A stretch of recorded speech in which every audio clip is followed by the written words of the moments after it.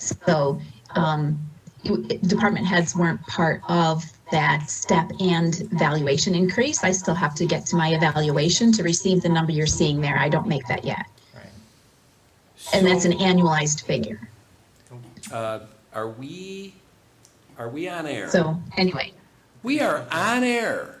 Okay, well, welcome everybody to the Thursday, August 1st, first of two 2025 budget workshop presentations by the Town of Webster's department heads. I'm asked, will the community be able to see Donna? Okay. This is our first time having a department head present remotely. But before I get into that, I just would like to say that we are a little past halftime of the 2025 budget process. It started back in early May, 3 months ago. And that's when Paul Adams, our finance director, reached out to each of the department heads and asked them to submit their initial asked needs, wants for 2025. So here we are 3 months later. These budget workshops really are the first time that the board is in total and the community gets to see what the proposed 25 budget is. And then if everything goes as planned, this will all culminate in mid-October with the board adopting the 2025 budget. So it's about a 6-month process, so we're about halfway through with plenty of opportunity for the public to see the proposed budget and to chime in. So with that all being said, our first department head tonight, and the first time I think this has ever happened, is Donna Komar, who is the town assessor, and she is wearing a wonderful hat. I thought that she might be at the Kentucky Derby today, but Donna, I'll hand the baton to you. Thank you. Yeah, I heard that there was a summer theme this year, so I dressed the part. Yeah. Paul, did you want to kick off, since this is the first meeting, did you want to kick off with any kind of general comments about the salaries and things? You want me to just jump right in with my capital purchases? Well, we could start with the salaries, Donna, and it's not specific to the assessor's salary, but when I was going through the budget, I noticed some very high increases that looked, I don't know, disproportionately higher than I'm used to seeing elsewhere in the private sector. I'll compare it to. And I was just wondering if, I was assuming, but looking for clarification, if that is, contractual or why it's so high. And the reason for that, the employees receive not only COLA, which is 2% for 2025, and they also receive a grade step if they qualify for that. That's if they have not reached the top step and if their evaluation process goes successfully. So in some cases, you'll see a fairly large increase year to year. It could be 6-7% increase one year to the next. Yeah, Once they reach grade, the top grade, it's just COLA. What was the COLA this year? 2%. 2%? So I know that Paul and I are accountants by trade. We are. We use acronyms like COLA, so before everybody in the audience or at home thinks that we're giving Pepsi Cola or Coca-Cola to our employees, it's cost of living adjustments, which is a fancy way of saying what is the percentage hourly rate change from year over year or percentage increase in their salary. Most of these, and you'll hear this as a common theme through the 14 department heads presentations, most of the cost of living adjustment, COLAs, and the step increases are contractual based on the 3 union contracts that we have in town, that being white collar, which Donna's department, I think all of your employees are in the white collar except for you, and I think maybe you're a deputy? Is that? Is that correct? Yep. Yes. Is that correct, Paul? Yeah, and the That is correct. part-timers. Okay. There is also a blue-collar union, which really encompasses the sewer department and the highway department. And then we also have the Thousand Club, which is the police union. So a lot of these salaries and hourly are tied to the negotiated collective bargaining agreements that this board signed off on back in 2023, I think was when we signed off on the blue and white collar agreements, and then earlier this year, we signed off on the police union agreement.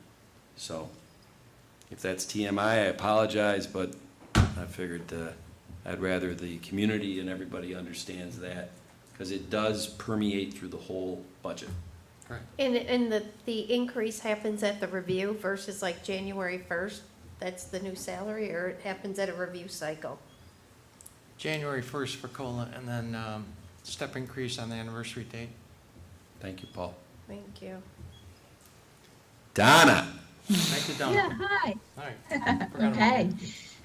So there is one salary that I could point out and show you that our part-time employee line has decreased because one of our long-term positions that was a higher end position has vacated.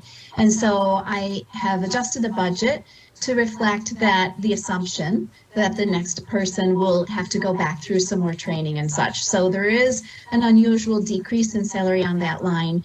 We hope to fill that position in 2025. So I've asked to leave it in the budget for now, but at a lower rate. If you jump down, Paul, to the point 2, which is the capital purchases, I have one item there for $1,500, and that is kind of a placeholder number. Our office uses a lot of color, and there's one color copier in the town hall. So when it's down, it kind of shuts down all the departments. We're looking for a tabletop model that would be lesser expensive than the big workhorse that you have in the DPW wing. But we do use the color for our color bar system, that we put the labels in our filing system and the colors match. So we're just looking for the right kind of printer that we could put there, that we would be able to print our labels and not have it overlapping with other people's jobs and things, because the labels themselves are specialty. So that would be a big convenience to our department and an efficiency for others when the DPW printer is down and someone needed color, to have some kind of a backup for the town hall. Other than that, let's see. Let me just highlight a few things. Pretty much this budget is pretty level year over year. Just a few fluctuations, those small amounts that amounts to, outside of the salary changes, I believe the change in my budget is about $8,700 at my last estimate. So the computer equipment and licensing, things like Microsoft Office licensings and other softwares that we need to pay for, that's pretty stable. Our memberships are stable year over year. There's 2 or 3 of us in the office that are members of certain professional organizations. Deeds are pretty stable. Computer expenses, again, that's quite stabilized. Office supplies, that number is up a little bit. There's been general increase in pricing. We've also put a $500 placeholder in there for a toner purchases for that color copier. So if it turns out that we don't find the right one, those 2 items would come out, the $500 from the office supplies and the $1,500 up above, as I mentioned. And then we've run out of supplies. Some supplies we buy periodically, like every couple of years, we'll buy a large supply. So that's why my office supply line tends to fluctuate year over year, depending on the activities and how much we've depleted our supplies. When we order in a large supply, we can kind of stash it away and get a better price break for it. We will do that for some of our office supplies sometimes. So it's time to beef up some of those supplies. The next line is staff, training, and conferences. Again, very stable. The next one is contractual services. So we have a vendor that we like to use who has written for us in the past a custom database to help us track and renew our exemptions. And that started when COVID came out. We started making appointments to renew because most of our renewable exemptions are with the senior citizen community and the disabled community. Veterans don't need to renew their exemptions and things. So we wanted to make sure that we could control the flow of traffic into our office, be able to accomplish all of our business. So we set up a scheduler that we could get our thousands of people in and out the door in a timely fashion, that we could get our work done. They could be assured that they had a private meeting with our staff, and it's worked very, very well. In fact, I have a little statistic for you. By doing that, we were able to cut down on our reminder mailers, which is a courtesy that we at Webster provide to our renewable exemption holders. But we were able to cut down on that reminder that went out in February saying, hey, you're down to 30 days left. Don't forget to apply before the deadline. We reduced that by 75% in the last couple of years. So it's really helped with the efficiency of the work through the office. And I hear great things from our taxpayers saying, so glad to know we could just come in and sit down with you and take care of our business, as opposed to standing in a line, gabbling up the papers, stapling them and saying, we'll call you. You know, this works much better. So what I want to do then is, in light of the fact that the town is going to need a reevaluation, we're going to need to traffic again many, many more people than we're accustomed to seeing. And I'm looking to construct, starting now, a scheduler for those informal hearings that can double and stay on board with us for just standard grievance appointments. What we find ourselves doing is typing name, address, tax ID number, what is the assessed value, into all of our systems over and over again. So what this database would do is it would read our assessment database, it would extract it, and then put it into the papers and the forms and the formats that we need, instead of typing it 4 or 5 times for every application, because you need it in 4 or 5 places. So that is going to be an investment that's going to save a lot of frustration and time for the staff and the taxpayers alike. So that is my big increase right there, $5,000, asking for the ability to create this custom software. The lady that we've worked with before did really a super job with the exemption renewal, so I know that we're going to end up with a very good product. Moving along, appraisal and legal contractual expenses. That is when a business owner has taken us to Supreme Court. We may need some appraisals, we may need expert witness or testimony, and that is the line that helps fund that, along with any additional attorney expenses that may come up because of those litigation cases. Reassessments, $45,000. I've left that in same as last year because, as you know, we weren't able to launch those first few phases. And we have talked in the past, and we will get into more details at other meetings, but we've talked in the past how we might want to take a step-by-step approach and start building pieces of that together to save us on the large price tag all at once.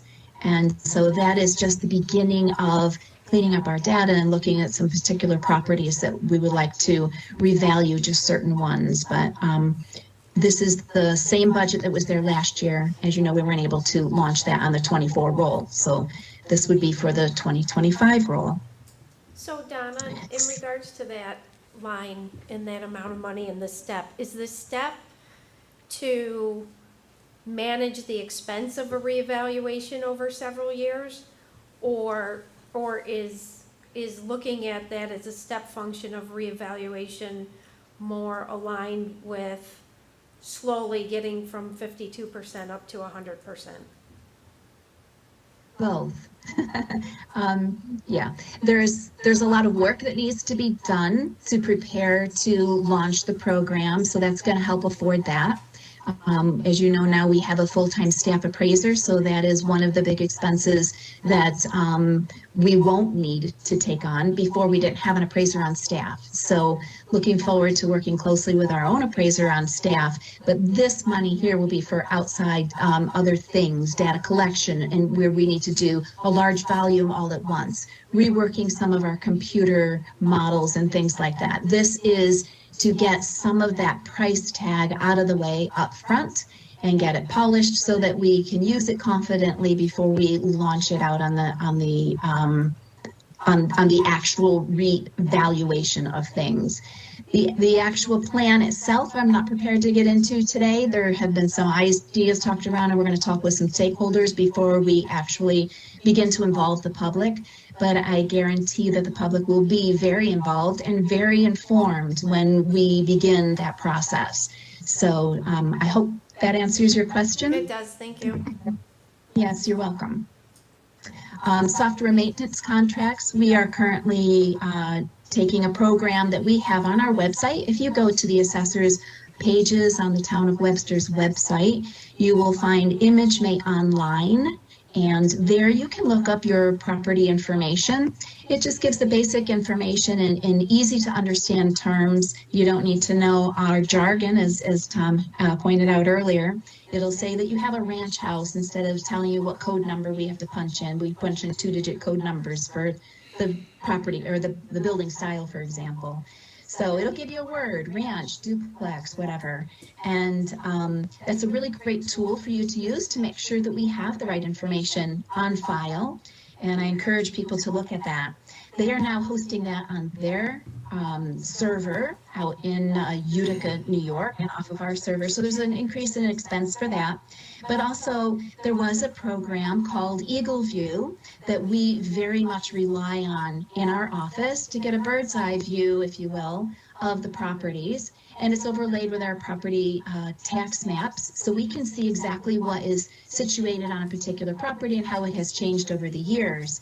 That used to be offered to us free from Monroe County, but they have switched to a new program. So if we wish to continue with the program that we are most familiar with, that we know how to make it work and that has everything that we need, and the new program is very different in many ways.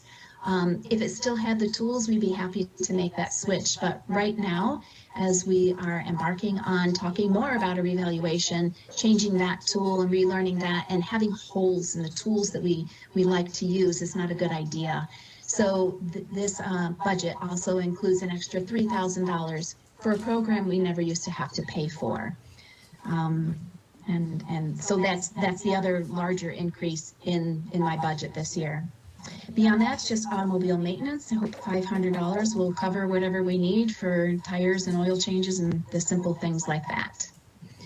Any questions I can take from the board? No, but I have a comment about that software, because I'm very familiar with it, and I do I know work you at are. Eagle View, so that's also why I'm very familiar with it. And it was unfortunate that the county did decide to go with Nearmap, but the Nearmap solution does not have as clear of imagery and the measurement, which very specifically for assessing. Many departments, the GIS department or Parks and Recreation or other departments might be very fine with that other solution, but assessing specifically, the assessment department has the ability to measure those buildings right from their desk, and they can get very accurate information without having to go into the field. So that piece of software is very important, and Kristen was very integral in making sure that she had that tool to be able to do her job. So Exactly. just add a little more Yes. color to that line item. Thank you very much, and I appreciate your support and understanding that.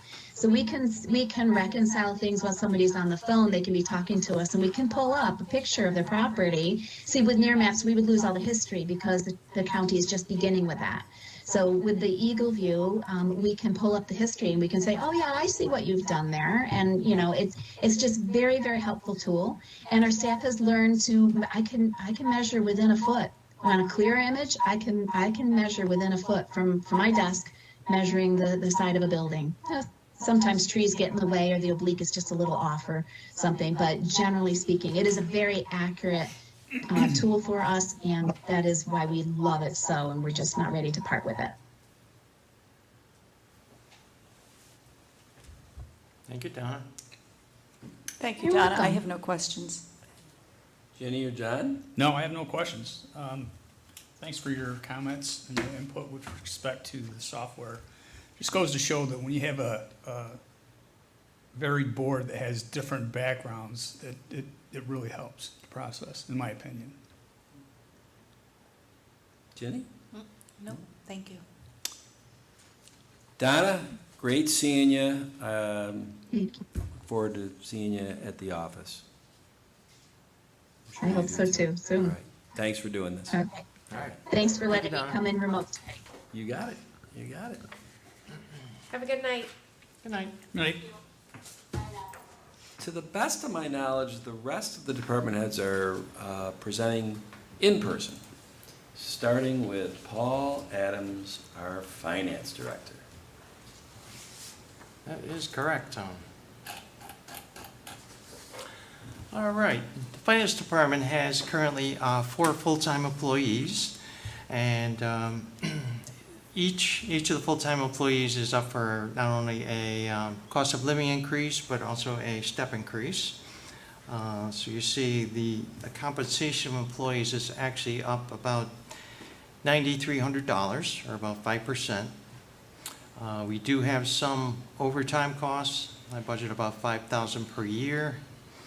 And we do have one part-time person, Paula, who retired about a year and a half ago.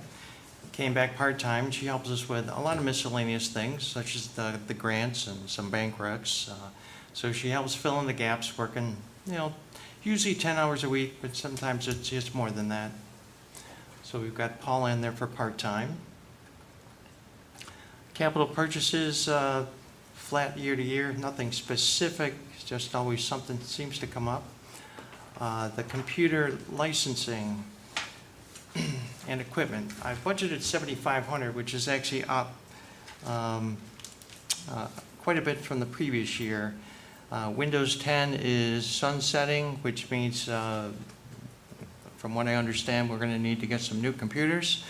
So I budgeted not only the license fees for the computers that we have, but also $4,500 to replace 3 of the machines. I've increased seminars and conferences by $2,000. I'm trying to encourage the employees to get some continuing education, keeping their CPE up to speed. That helps them develop as a professional. The financial software tools, that includes our Access database, which is used for fixed assets, and it also includes a software called LeaseCrunch, which we use to calculate the present value of our leases. It's a requirement of GASB 87, which is, they set the rules and regulations for governmental accounting. Financial consultants, I've got a flat year to year at $10,800. This includes Lifetime Benefit Solutions. It includes Municipal Solutions, who serves as our bond consultant. And it also includes our actuarial services, about $4,500 per year. Office supplies, I've got them actually coming down about $1,000. That's based on history, so from $5,900 to $4,900. Our copier lease, that's expected to stay pretty flat, not an expensive item. And then our software license fees, we're due for an increase on that contract. We'll be coming, in 2025, we'll be coming to the end of a 3-year contract. This is with Tyler Technology. They provide Munis software, which controls payroll, accounts payable, general ledger, budgeting, capital projects, the complete financial package. So I'm expecting a slight increase, probably around 4%. So I'm budgeting for that. That will happen, I think, about 3/4 through the year. So it's not going to have a full impact in 2025. I think that will be another 3-year contract. Computer systems admin, that's an expense that was in there for 24, but it's now included in this $76,000 that we paid to Tyler. A couple of years ago, we went to Tyler actually hosting our data, where prior to that, it was hosted on site on our servers, and we moved it to the cloud, which is controlled by Tyler. It was a little more expensive, but it saves money in regard to equipment, and various time and money that Steve and John and our IT department have to devote to it. A couple small items, bank admin and director's expenses, no change there. Software conversion costs, I did budget $2,000 in case we need some training from Munis. I know that Kelsey and Brayton like to fully utilize the capability of Munis, so there's always something that they're getting into to learn, so a training opportunity may come up. And then lastly, we have our audit and accounting fees. I'm expecting that to be up about $3,000, $41,500. That's with our CPA firm, Magel, Metzger & Barr. They provide an annual audit, which costs about $30,000. And they also do agreed upon procedure engagements for the court, town clerk, and receiver of taxes. And there also may be a single audit, which is driven by federal money if it exceeds $750,000. That would be like ARPA money or federally based grants. So in total, the budget is up about $17,000, or about 3.4%. So overall, it's pretty good. I have a question about Munis. Yeah. Does that by any chance have a module or some sort of feature where you can do expense approvals? Expense approvals. Because, You yes, and I'll tell you why I'm asking mean the question. employee expense reimbursement All approvals? employee expense reimbursements, Yeah. all the stack of paper we have to go through as a board member. Every month you have to Yeah. review the bills and sign off on the bills. So my thought around that is it's a lot of paper. It's very manually intensive and it seems like this software has different features and functionalities, and I know it does budgeting and Yeah. it does a few other things. Does it do that? Yeah, there are ways to automate that and to create workflow for purchase orders. We would have to obtain the module that would allow us to scan and capture images of the documents. Yep. We looked into that when we converted payroll a couple of years ago. It was expensive, so we didn't do it, but I mean, it's something we could consider. There'd be a lot of scanning, but it'd be a lot less paper. You're right, we are Scanning's free. heavily paper-driven. Yes, and Yes. paper's expensive and scanning is free. Yes, So the Definitely worth software looking might into. cost more upfront, but eventually Right. you'd save it on paper. Right. but eventually but not only do you save on paper, Right. you save on time, you improve the speed in which you have reimbursements, you improve employee productivity, so there's Right. lots of benefits to that. Something we could look into eventually.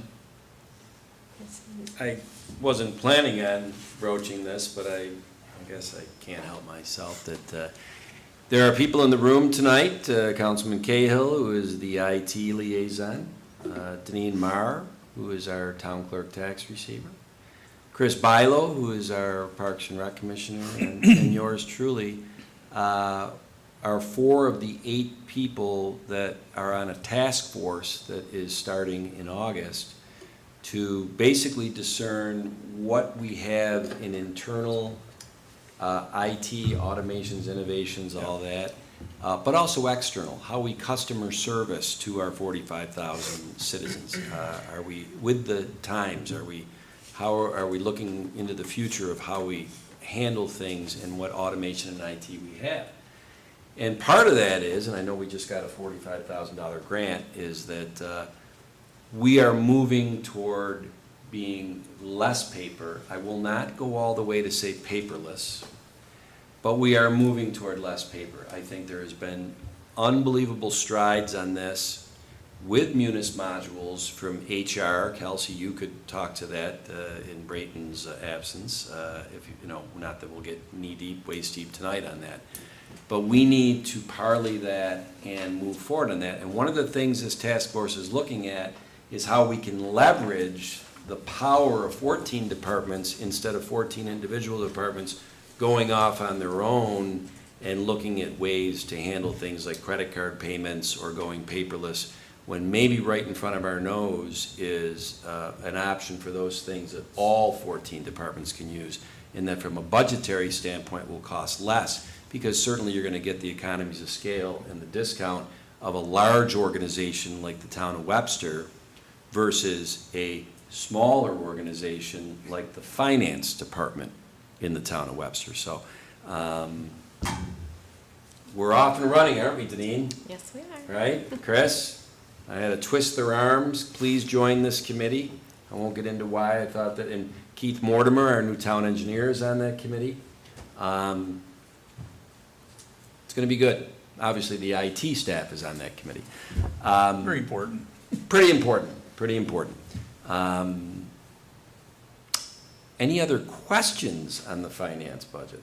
No, No, thank you, Paul. Okay. You're welcome. thanks, Paul. I have a comment. Comment. All right. In the Munis paperwork, and I like the way you presented on the screen. I don't think in the screen presentation is the transfer from the sewer fund of $60,000. It is not. Okay. Not And I'm in the not screen. sure how much of that is talked to when we do the sewer budget next week, but Patty is the liaison to the sewer department. I think this is something that is a holdover from the 30-plus years ago, that sanitary sewer plants back then were making decisions on whether they go offline and just go to Monroe County Pure Waters. Only a couple of sewer plants, the Village of Webster, the Town of Webster, I think Honeoye Falls Village, decided not to go offline. They decided to run their own sewer plants. From what I've heard, the reasoning was that they were really cash cows, and they brought in enough money through the sewer plant that they helped subsidize other town departments. Actually, there's a name for this. It's called an enterprise fund, right, or a utility, Correct. something along those lines. The town of Webster never went out and formally turned their sewer plant into a utility, which really means they'd be a separate entity from the town. They would not be on the tax bill, the town tax bill. You'd have a separate bill from that utility. But kind of within that, because it was, I guess for lack of better terms, very supportable, that because of the money that was coming from the sewer department, and they're using resources of the rest of the town government. They're using the finance department. They're using some of the other Insurance. departments. And so at least when, I know Patty, 4 years ago, I think there was $250,000 that came out of the sewer budget, a transfer fund balance to the finance department, to DPW, to various departments. Now it's So 150. it's down to 150 in 150,000. aggregate now, because we've, over the years, our sewer plant, at least the last couple of years, is not a cash cow. It might have been back in the 90s. Anything but. The problem with a cash cow is that you better make sure as you're bringing in that cash, that you also maybe have put some of that cash away for reserves for when your infrastructure rots. Right. Unfortunately, we didn't do that, and so I think everybody knows we're building an $81 million sewer renovation project. It's not a cash cow. No. Hopefully, in the future, it will be a very vibrant running economic model for the town. But just thought, that is a line item that is in the budget. It is in a line item that will be seen by the community if they explode out the budget, a $60,000 transfer from the sewer fund over to finance. That is There's my correct. TMI explanation. That's good information. Says you. Okay, Paul, as usual, fantastic. All right. You run a great show. Thank you. I appreciate it. I have good people, including Kelsey. Well, Who's next? good people like to work with good people, right? He's a great boss. Could be working for Braden. We love Braden. Kelsey, are you up? I'm up. All right. Should I, is that from? You can sit right here, Kelsey. Sure.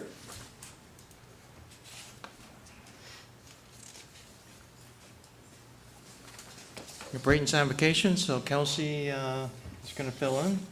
She handles the payroll for the town. and quite a bit of the HR function as well. We should say that she just passed her professional human resources exam yesterday. Congratulations. Congratulations, Chelsea, nice work. Thank you. It's Saw very that on exciting. LinkedIn. She's certified. Yeah, awesome. Yeah, thank you for having me, guys. So just at a quick glance, from the 2024 budget to 2025 budget, it actually decreased $2. So that is always great, regardless of the amount. So the first line for Director of Personnel, it's only a 2% COLA for 2025. There are no step increases for 2025. For 2025, we do not anticipate any part-time employees, kind of the same for the past couple years. For capital purchases, that still remains the same. This helps with office equipment, the ID badge that we use, and a few other things as well. For the computer equipment and licensing, that's up a little over $100. That has to do with some Microsoft features that Brayton and I use, and then we also use Adobe Acrobat software, which helps streamline the HR process, onboarding things, lots of digital signatures, less paper. Nice. Yeah. For safety and department-based training, that still remains at $4,500. That deals with permit trainings that Brayton attends, as well as some SHRM trainings, which SHRM trainings, SHRM, stands for the Society of Human Resource Management, so that way he can stay up to date on his HR knowledge. Office supplies still remains the same at $500. Personnel legal expense, this is the biggest increase for the HR budget of $4,000. I would say in 2024, we spent a little bit more than we anticipated in legal expenses, so we thought it would be a good idea for 2025 to increase that a little bit. Obviously, you can't always predict everything that's going to happen in that year, but just kind of a safety net. The software license fees, that is our biggest decrease, with the $8,000 decrease. So Brayton and I were looking at a recruitment module in our payroll software. It didn't do everything that we thought it would do, and wasn't actually going to save us that much time. So unless they start adding some more upgrades to that module, then at this time we just kind of chopped it up as a loss. Employee recognition still remains the same with the director's expenses. The employee recruitment has a $1,300 increase. Just the general increase of posting job advertisements on Indeed or any other websites. Some of the more, we'll say, technical skill positions have a harder time finding qualified candidates, so a couple times we might have to post them, 2 times throughout the year to get a qualified candidate. Employee wellness was an increase of $600, and that deals with our employee assistance program, which is available to all of our employees as well as all of their dependents. And then this also helps fund the town wellness events that we have throughout the year. And then the last budget line is the background checks, and that still remains the same at the $2,500. So as you can see, a $2 decrease from 2024 to 2025, but overall pretty consistent. We don't see that very often. No, That's outstanding. Yep, Giving us $2 back. every dollar counts. Yes, it does. Just like with the garbage, all the dollars count. And I just want to say thank you for saving $2 Yeah. and for looking for ways to introduce more paperless features so you can save money there as well and be more productive. Yeah, it Nice definitely job. helps. Thank you. Any other questions? Nope. Not for HR, job. but just in general, what you were just saying, Tom, is office supplies and all of that is gonna be looked at with this task force of how to save money? Because if you have each department buying their own office supplies, would there be economies of scale ordering at a town level? There would, but I don't think this IT innovation, this probably wouldn't have that as one of our things. But take it under advisement. I think we're gonna have a lot of bigger things to do than figure out if we can buy paper from a place. Paul, do we right now have individual departments buying paper, or do Yeah. we buy? Yeah, they're generally bought off a state or Monroe County contract, so. Okay. Economies of scale that way. Yeah. Not entirely, but I think for the most part. There'd be probably volume breaks if you bought more and Yeah. didn't buy by department. That's but- not to say if you didn't go out and bid it yourself, you make it a better price. I will say this, that human resources, I want to make sure everybody understands that just as recently as 5 or 8 years ago, it was under the finance department, is that correct, Paul? Right. Okay. Which isn't unusual. It is for somebody that came from paychecks, right? But I think anybody who has a job or has been in management the last 20 years knows that human resources at an organization has got exponentially more complicated and risky than it was in 2004 than today. So the town as an organization is a microcosm of basically a lot of private industries and whatever trying to invest more in human resources. Because if you don't invest in human resources, for every dollar you don't invest, you'll pay maybe $100,000 in legal fees or lawsuit settlements and all of that stuff. That's the world we live in, unfortunately. Braden Connard, who is our Director of Human Resources, when we hired him a couple years ago, I basically said two things to him. First of all, I thought he'd only be here for 2 years. He was overqualified for the position. So I was realistic that he probably would use it as a stepping stone to go to someplace else. He's told me, and I'll take his word for it, that something unusual happened. He likes working here. So he's been here 4 years now, right? Is it 5? 4. 4. But his task, his charge, was twofold. Centralize human resources.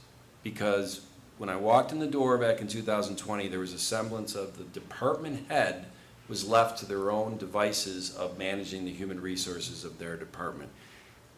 That was very common back in the 1980s, 1990s, early 2000s. That is not fair to take Chris Bilo, who has got a skill set of running parks and management, and making you a human resource person.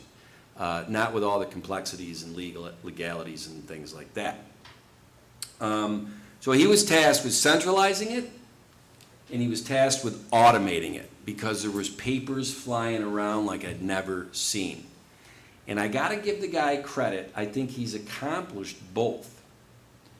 Now, along those lines, I joked that, hey, you could have Brayton as your boss. Kelsey, I gotta give Brayton a lot of credit. I think he was the one that said, you really should go and take this HR exam.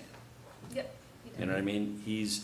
I give him a lot of credit. He's trying to bring up the next generation of HR, and I think Kelsey, pitching the budget today, I think we might have our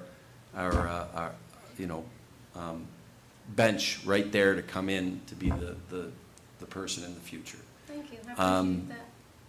We got a deep bench. We have a deep bench. She's And I will got a lot also of say automating, that too. She's played a big role in I that. have said to Brayton, all right, we're gonna stay ahead of schedule. Chief, you'll be up there before 5:15. To this guy's credit, I said to him a couple of months ago, I want you to think long and hard about proposing in the 2025 budget another full-time equivalent position in HR. We've made such strides in HR in the last 4 or 5 years, but the reality is we're a $47 million expense organization, majority of that being payroll and benefits. 280 full-time positions, 220 part-time positions, and we have one HR person, an extremely talented one. And I said, I think we need to talk about getting, some semblance of a second position there. He came back to me and said, nah, we don't need to do that in 2025. He's very budget conscious. He grew up in this model in government. In a lot of ways, because finance and HR were combined years ago, I would say that 5 years ago, there was a person in your department, Paul, that was half your department, half HR. Yes. Okay, Kelsey, you do a lot in HR, but all of your pay and everything is slotted in finance. Yep. So we somewhat have 1.5 people in HR right now, but it's just something I want the board, and I want the community also to know that this is something as we go on. When you look at the metrics of our size as an organization, investing in more HR is gonna save this town a lot of money. And I know that sounds counterintuitive, but the world is something else in 2024. And if you don't have your HR locked down, you will pay. You will pay. So, 5:15, chief. We're on time, even with my monologues, Anthony. Prefer me at the podium, does this work? Well, you want to do the podium? Sure. You want me, whatever you prefer.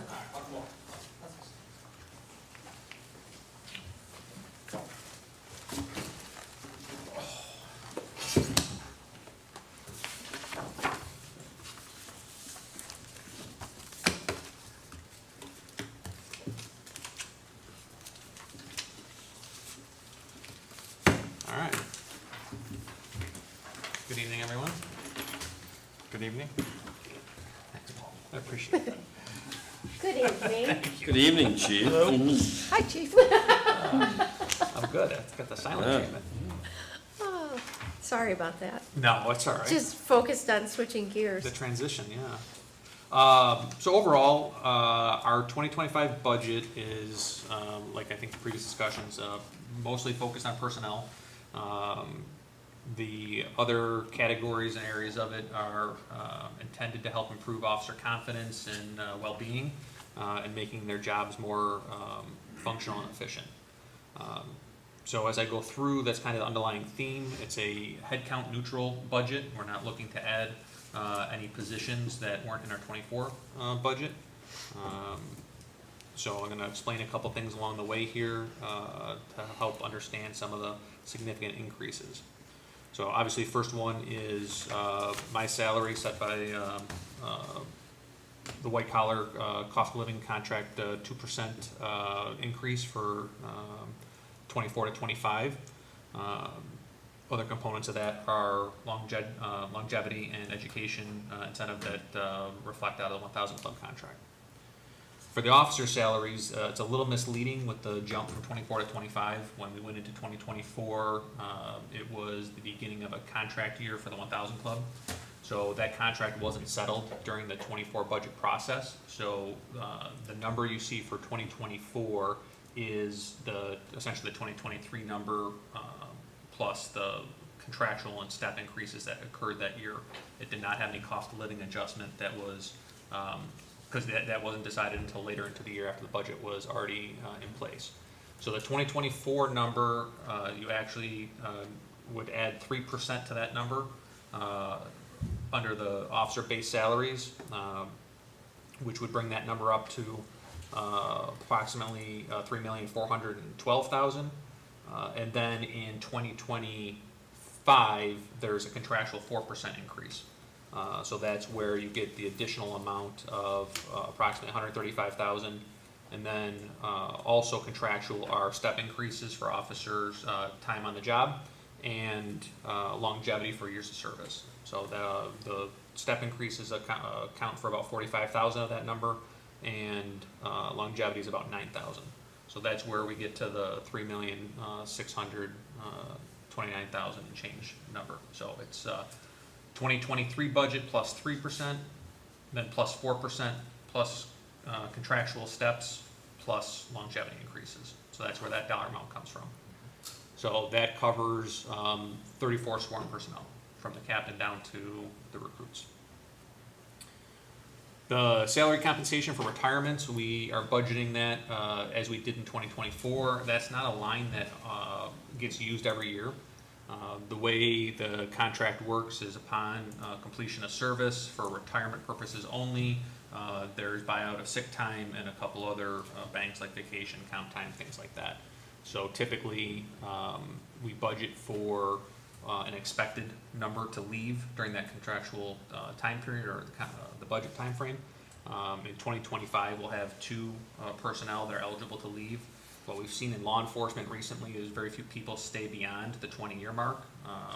Some stay a couple years beyond that, but we typically see people leave closer to 20 than we had in previous years. So we expect to at least use a portion of that, if not all of it. Holiday pay, again, is another contractual benefit. So because police officers can't take the day off on town holidays, like where other town members, they're obligated to work the road for public safety reasons, they're compensated in different ways. So they can either take that holiday pay that the other town employees get and get straight pay during that pay period, or they have the ability to reflect that over to comp time that they can then take time off the road when staffing allows.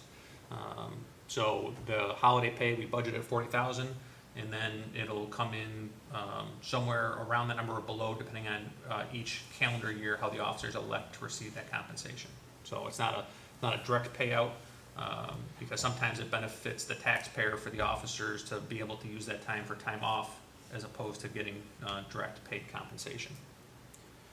Police overtime, we've increased for the 25 budget. We've seen significant use of the overtime.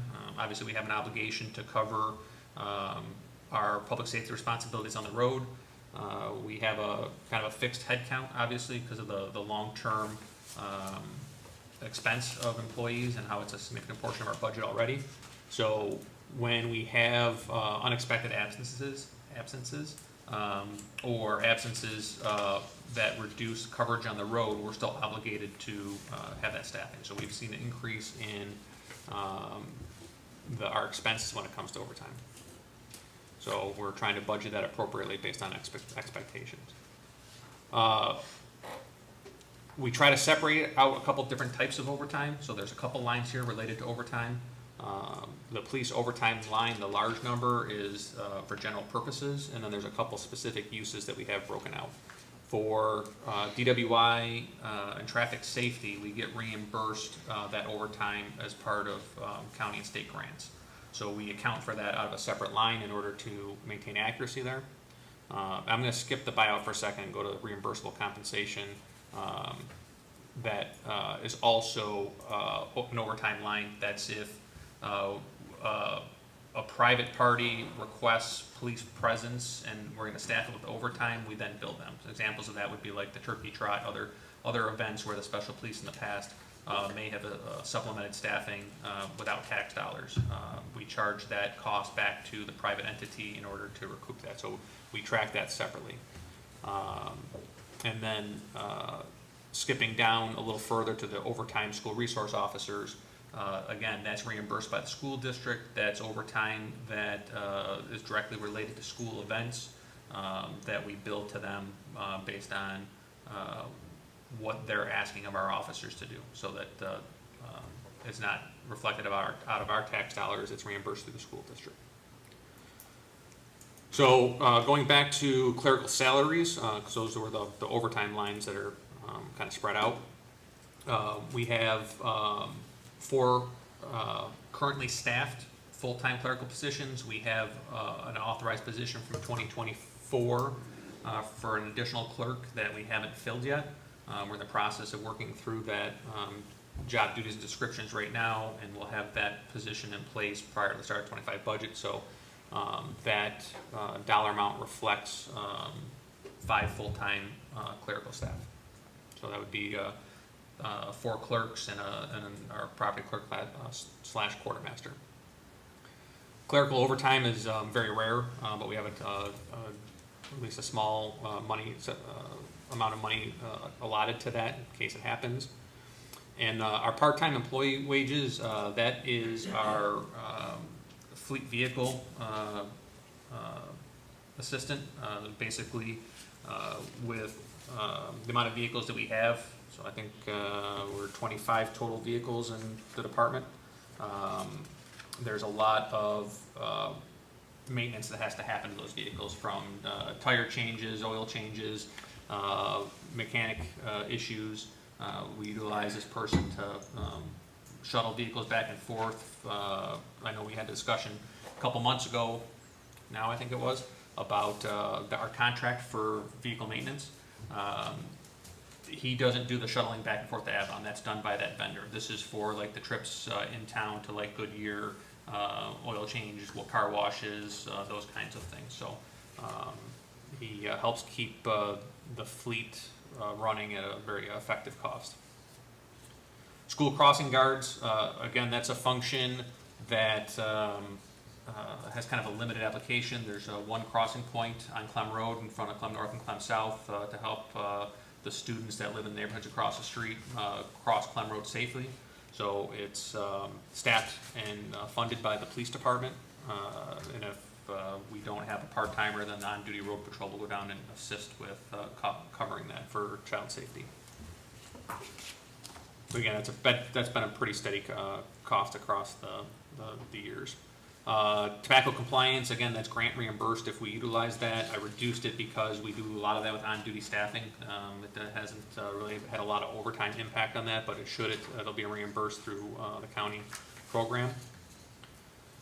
Computer equipment and licensing, there's been a lot of conversation about that. Obviously, we moved that to like a cost center to the departments a couple of years ago.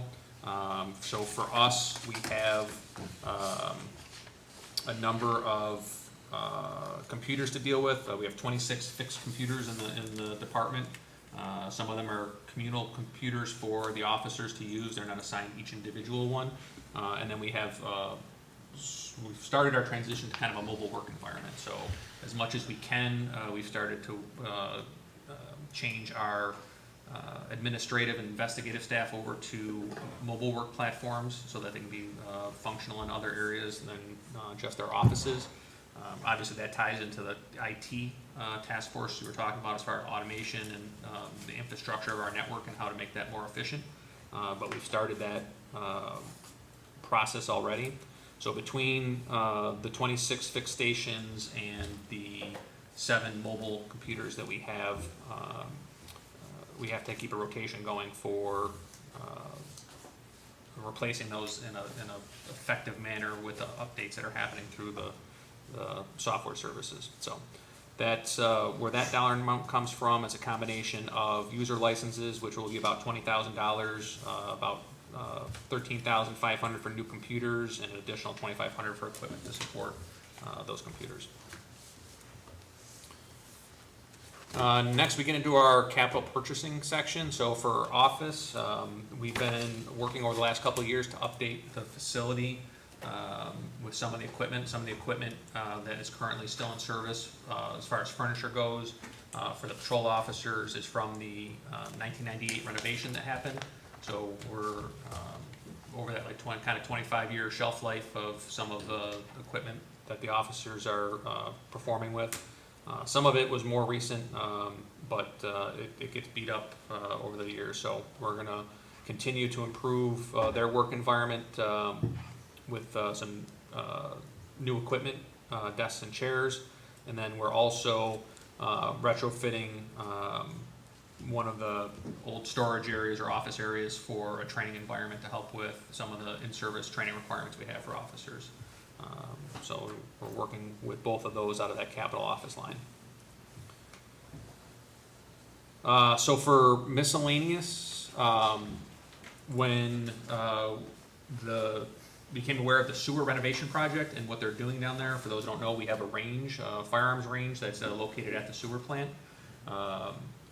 As the project has progressed there, we've kind of transitioned that range to be a little bit more functional, so it required moving it to accommodate one of the clarifiers that went in. So when that happened, we started to slowly over the years kind of improve the conditions down there. We have a little shed down there. We have a barrier wall to protect the clarifiers and all the sewer operation. We now have the ability, or the opportunity, I guess that would be the right word, is to tie electrical into the building we have down there as part of the sewer project that's happening, or the next phase of the sewer project. So we originally were going to tend to use drug asset seizure money for that expense when we went through the approval process this year to implement it. As it happens, this year for 2025, they've changed the rules on drug asset seizure and what it can be used for, and that project will no longer qualify for that expense. So we've moved that expense into This budget line here, capital purchase miscellaneous in order to install electrical to the range building down there. All right. For firearms, in '24, we had a increase. Like I said, we've been working to improve our officers' capabilities. One of the new technology things that has been proven to have a difference in life and death confrontations is the red dot optics that are now functional on pistols. So a number of years ago, we installed them on all our rifles because that was the platform that they initially were designed for, but now through technology, they're rugged and very effective on duty pistols. So this year, we're in the selection process and we're going to implement the red dot optics.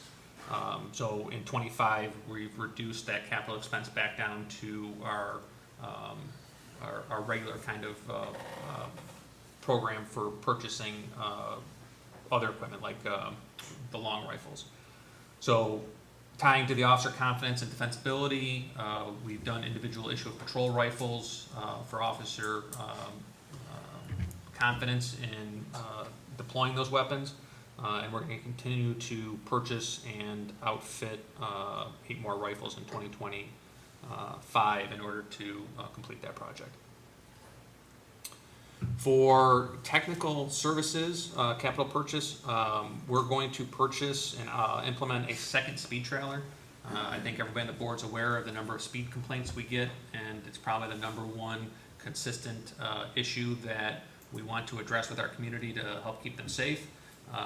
We have a current speed trailer that we worked with our communications director on to get some online requests and reporting set up on, and we've been inundated with requests to have the speed trailer deployed to help educate people and reduce speeds in neighborhoods. So we're going to outfit a second trailer because obviously the functional window for us in the town of Webster weather-wise for getting trailers out and not having them implement or impede the snow removal process is fairly limited, so we want to try to maximize as much as we can during the good weather. So we're going to implement a second trailer for that. For, let's see where we're next, the vehicle accessories. So like I mentioned before, we have 25 total vehicles, so we have 13 patrol, 6 unmarked, and 6 special purpose vehicles. So we have a fairly consistent rotation of 3 vehicles a year in order to keep that fleet operational. This year we're going to do 2 marked, 1 unmarked. So the vehicle setup ties directly to that. Unmarked don't require as much vehicle accessories as the patrol units do, and the vehicles don't cost as much. So the next 2 lines are both reduced to reflect the needs.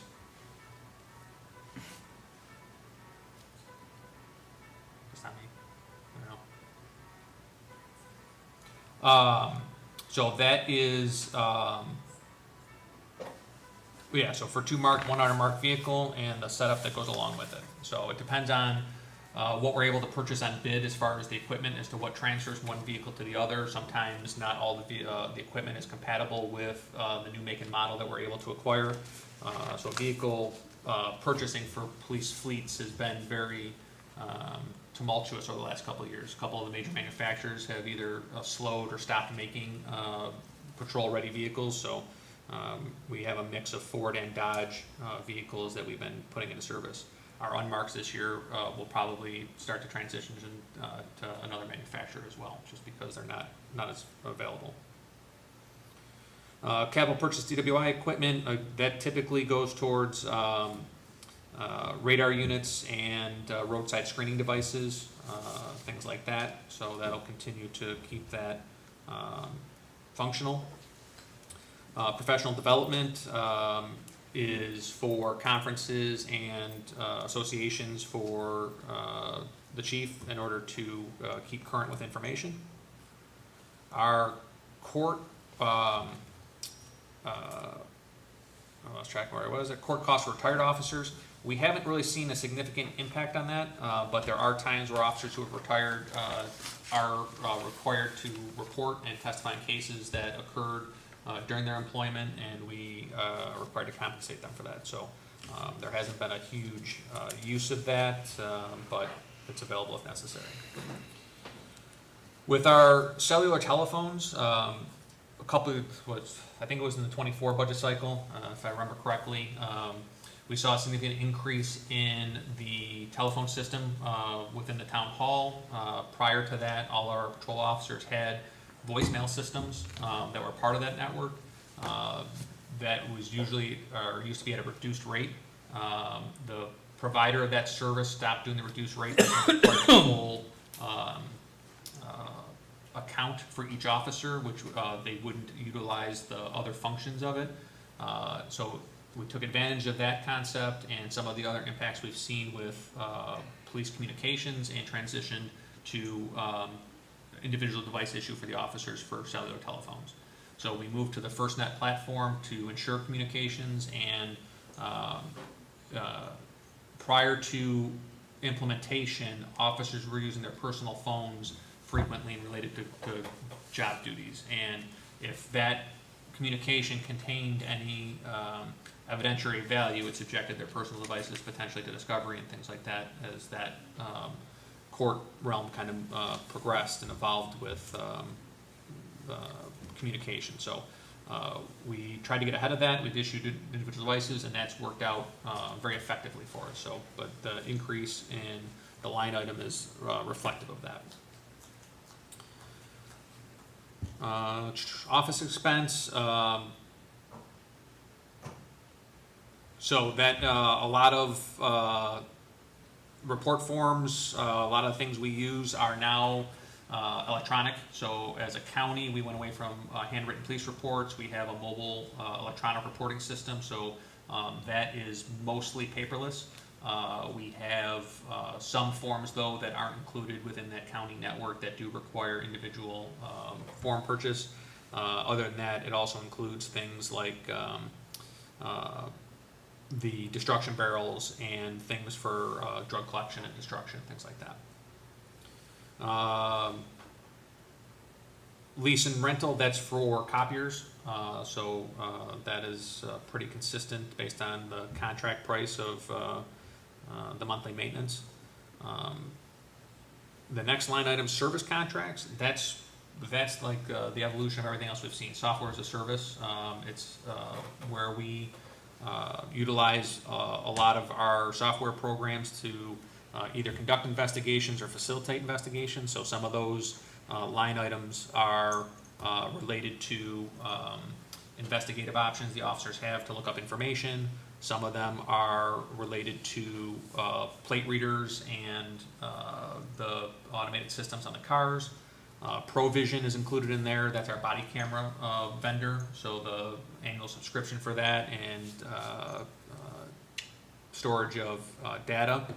Traffic Logic, which is the speed signs that we can put out or that are out in fixed locations that transmit speed collection data through a software program.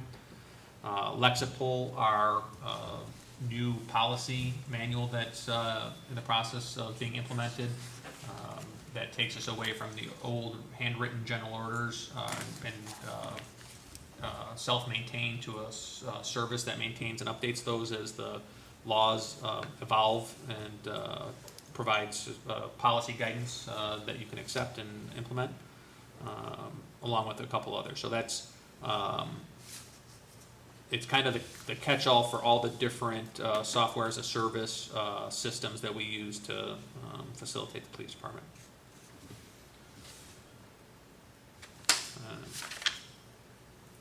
Shipping expense, that's a kind of nominal number there that sometimes is related to investigations, sometimes is related to testing of equipment and returning it, things like that.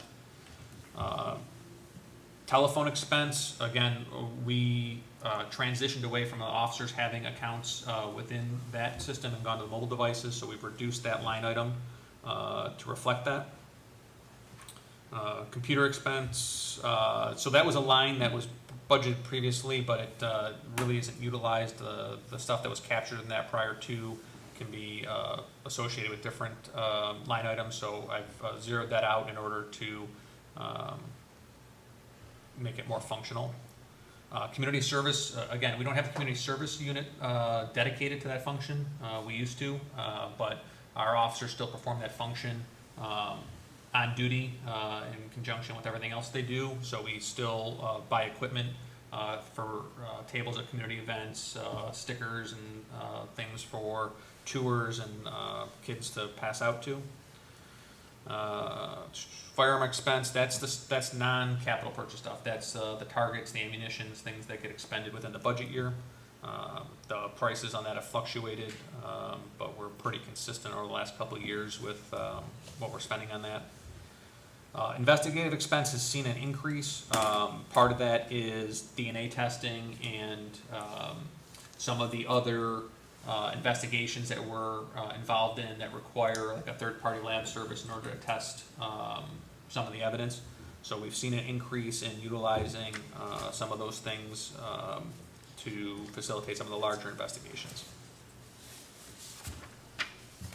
Technical service expenses, those are things that, again, through the budget year get used up from the technical aspect of law enforcement, processing crime scenes and things like that, and the equipment that goes along with it.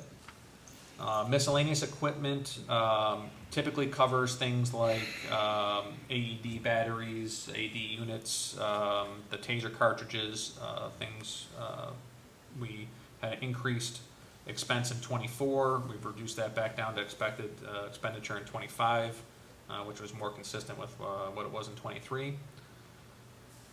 Where are we at now? Vehicle repair. So the vehicle repair line is a little misleading. A lot of our major vehicle repairs are usually in conjunction with a fleet vehicle accident, and a lot of times that's money that's recovered through the insurance process. So Which is recorded as revenue. yeah, so that'll show in the revenue. It's hard to project that though, as to what the payouts are going to be from insurance companies and whether it's going to be completely covered. So vehicle repairs typically are minimal for the maintenance of the vehicles. Sometimes there's transmission issues or brake issues or whatever, but the larger expenses are usually related to a fleet vehicle accident. Vehicle tires, so we do winter tires, summer tires. We're pretty efficient with that. We cut down the expense a couple of years ago by going to a service that comes out twice a year to do the changeover for us. It greatly reduced both our time and expenses related to the tire changeover. So now most of that is just the replacing of tires as they become worn out through use. Vehicle gasoline, we've seen somewhat of a decrease. We budgeted kind of reflective of where the cost of fuel was over the last couple of years. We're able to reduce our projection down a little bit for 2025, so we've cut out some of the expense there. Vehicle oil, again, it's a pretty consistent because of the amount of service time our vehicles have. Essentially with our patrol vehicles, they run their entire shift. The way the electronics and computer systems are integrated into the vehicle system now, it's not like the old days where the car would turn off and the computer would stay on. There is a number of systems running in there that the car has to stay running. So the idle time on the cars is fairly high, so we have a frequent maintenance schedule on oil changeover in order to keep the vehicles from having a negative impact as a result of that. Clothing expense, we've seen somewhat of an increase with that over the last couple of years, so that's pretty consistent with the cost of replacing uniforms, and 2 years, over the last 2 years we've changed our vendors and style uniforms, but essentially a main portion of that expense is the replacement of the ballistic vests. They're on a 5-year rotation for each officer. So as officers get hired, and then every 5 years we have to replace that based on manufacturer recommendation. So that is probably the largest component of that. EAP it's not a new line, but it's a new expense in my opinion. So in the past, we've relied on third-party vendors for EAP services, and I think over the last few years in public safety in general, but law enforcement specifically, we've seen more of a focus on employee wellness and officer wellness. We have an opportunity to join a program that the Sheriff's Department is actually running, where it is a cost based on head count, where we can participate in that program. So that's what I'm proposing for 2025. Essentially what it does is it gives us access to, I think it's 4 or 5 EAP professionals that can help officers deal with stress, deal with issues that they're being confronted with, or also offer wellness events in order to alleviate anything from getting to a catastrophic point. So that's probably the only new item in the budget that's different in concept than what we've done in the past. Everything else is kind of maintenance of the programs that we've had. Physical expense, again, that depends on the hiring process. If we take transfers, we bear the cost of all of the onboarding and testing. If it's a recruit through the academy, hired through that process, Monroe County bears the cost of that. So there's some fluctuation in that line depending on where we're hiring from at the time. So the last 3 hires have all been recruits through the academy, so we haven't had to expend a lot on the hiring process or the onboarding process. Training is a continual focus of law enforcement. Supervision and training are the 2 key components that an organization has to maintain in order to be defensible through any kind of civil litigation. So that's a pretty consistent and robust process we have each year. We utilize as much as we can in-house. HR has been great getting us to improve our access to online training through like the PERMA portal and things like that. We assigned probably more training than the officers can process in 24 through that PERMA thing, but it's been some very interesting topics, and it brings a different perspective to, I think, some of the officers' thought process. So that's what that is for. Miscellaneous expenses and supplies have been kind of consistent through the years. Some of those things involve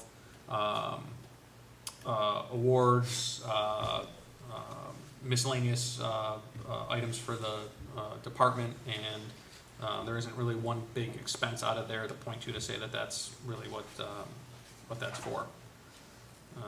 And then the uniform cleaning is contractual. That is between the 1000 Club and the town. That outlines that the town will supplement $9,600 annually for the dry cleaning services that the officers utilize.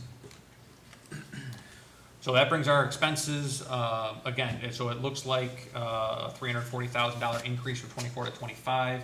It's not, it is on paper, but it's not the whole story. Like I said, the 3% on top of the 23 salaries is approximately 100,000 of that increase. And then the 4% increase in our largest budget line, I think makes up the bulk of the rest of that. So jumping into, do you want to talk about expenses first, or do you want to go right into revenues? I just have a comment, maybe a question. Biggest one being the school resource officer. Yeah. Pardon? The revenues are minimal except for the school resource officer. Correct. Right. So, Yeah, why'd that one go down? So in 24, we had, for most of the year, 1 officer assigned in 24. The revenue that comes from that depends on which officers are assigned and their seniority level and what their pay is. So there's a agreement between the school district and the town that they pay 75% of the total expense of the officer. So it depends on who's assigned there as to what the projected revenue I is see. assigned from that. so it can vary. Yeah.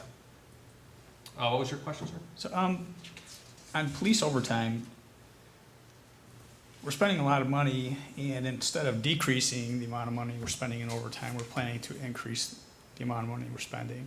So I guess my question would be, going down the road 2-3 years, do you envision that number continuing to go up? Or are you working with headcount or some manner to bring that number down?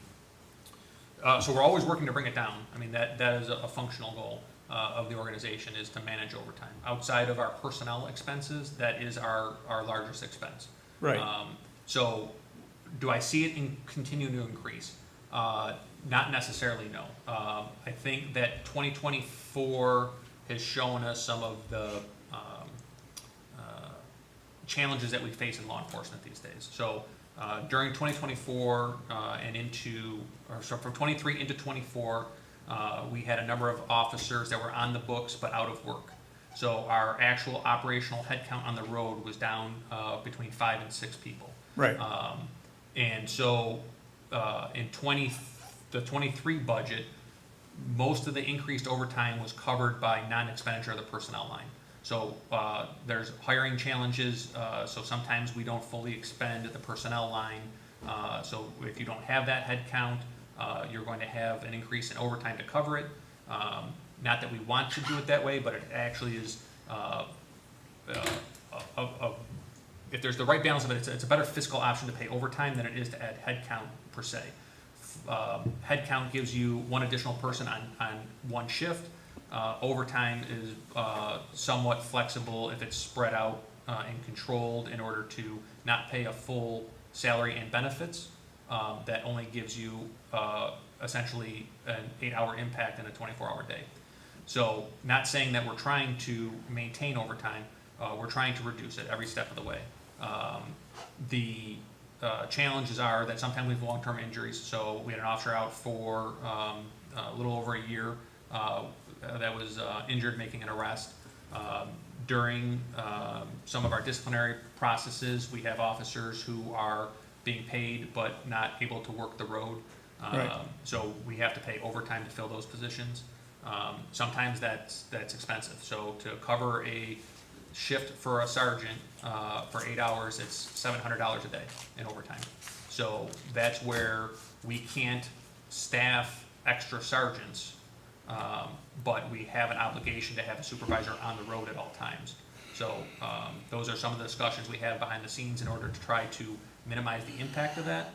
But sometimes there's, I guess there's a couple categories that are built into that overtime. One is critical events that require officers to stay beyond their shift that aren't directly related to staffing. It's more related to operations. There's times where it's for the expected vacancies like vacation time, training time. When we take an officer off the road to go to school for a week, we don't have additional people, especially at the supervisory level, in order to backfill those without overtime expense. And then the third one is kind of our unexpected vacancies where we have either an off-duty injury where officers can't work the road, because that's one of the challenges that we face that not every department faces, that if somebody sprains their ankle, they're going to be using sick time for a longer period of time in law enforcement than they would in maybe some other positions because they can't get fully cleared for duty. So I think hopefully to answer your question in a summary here, yes, we try to control it.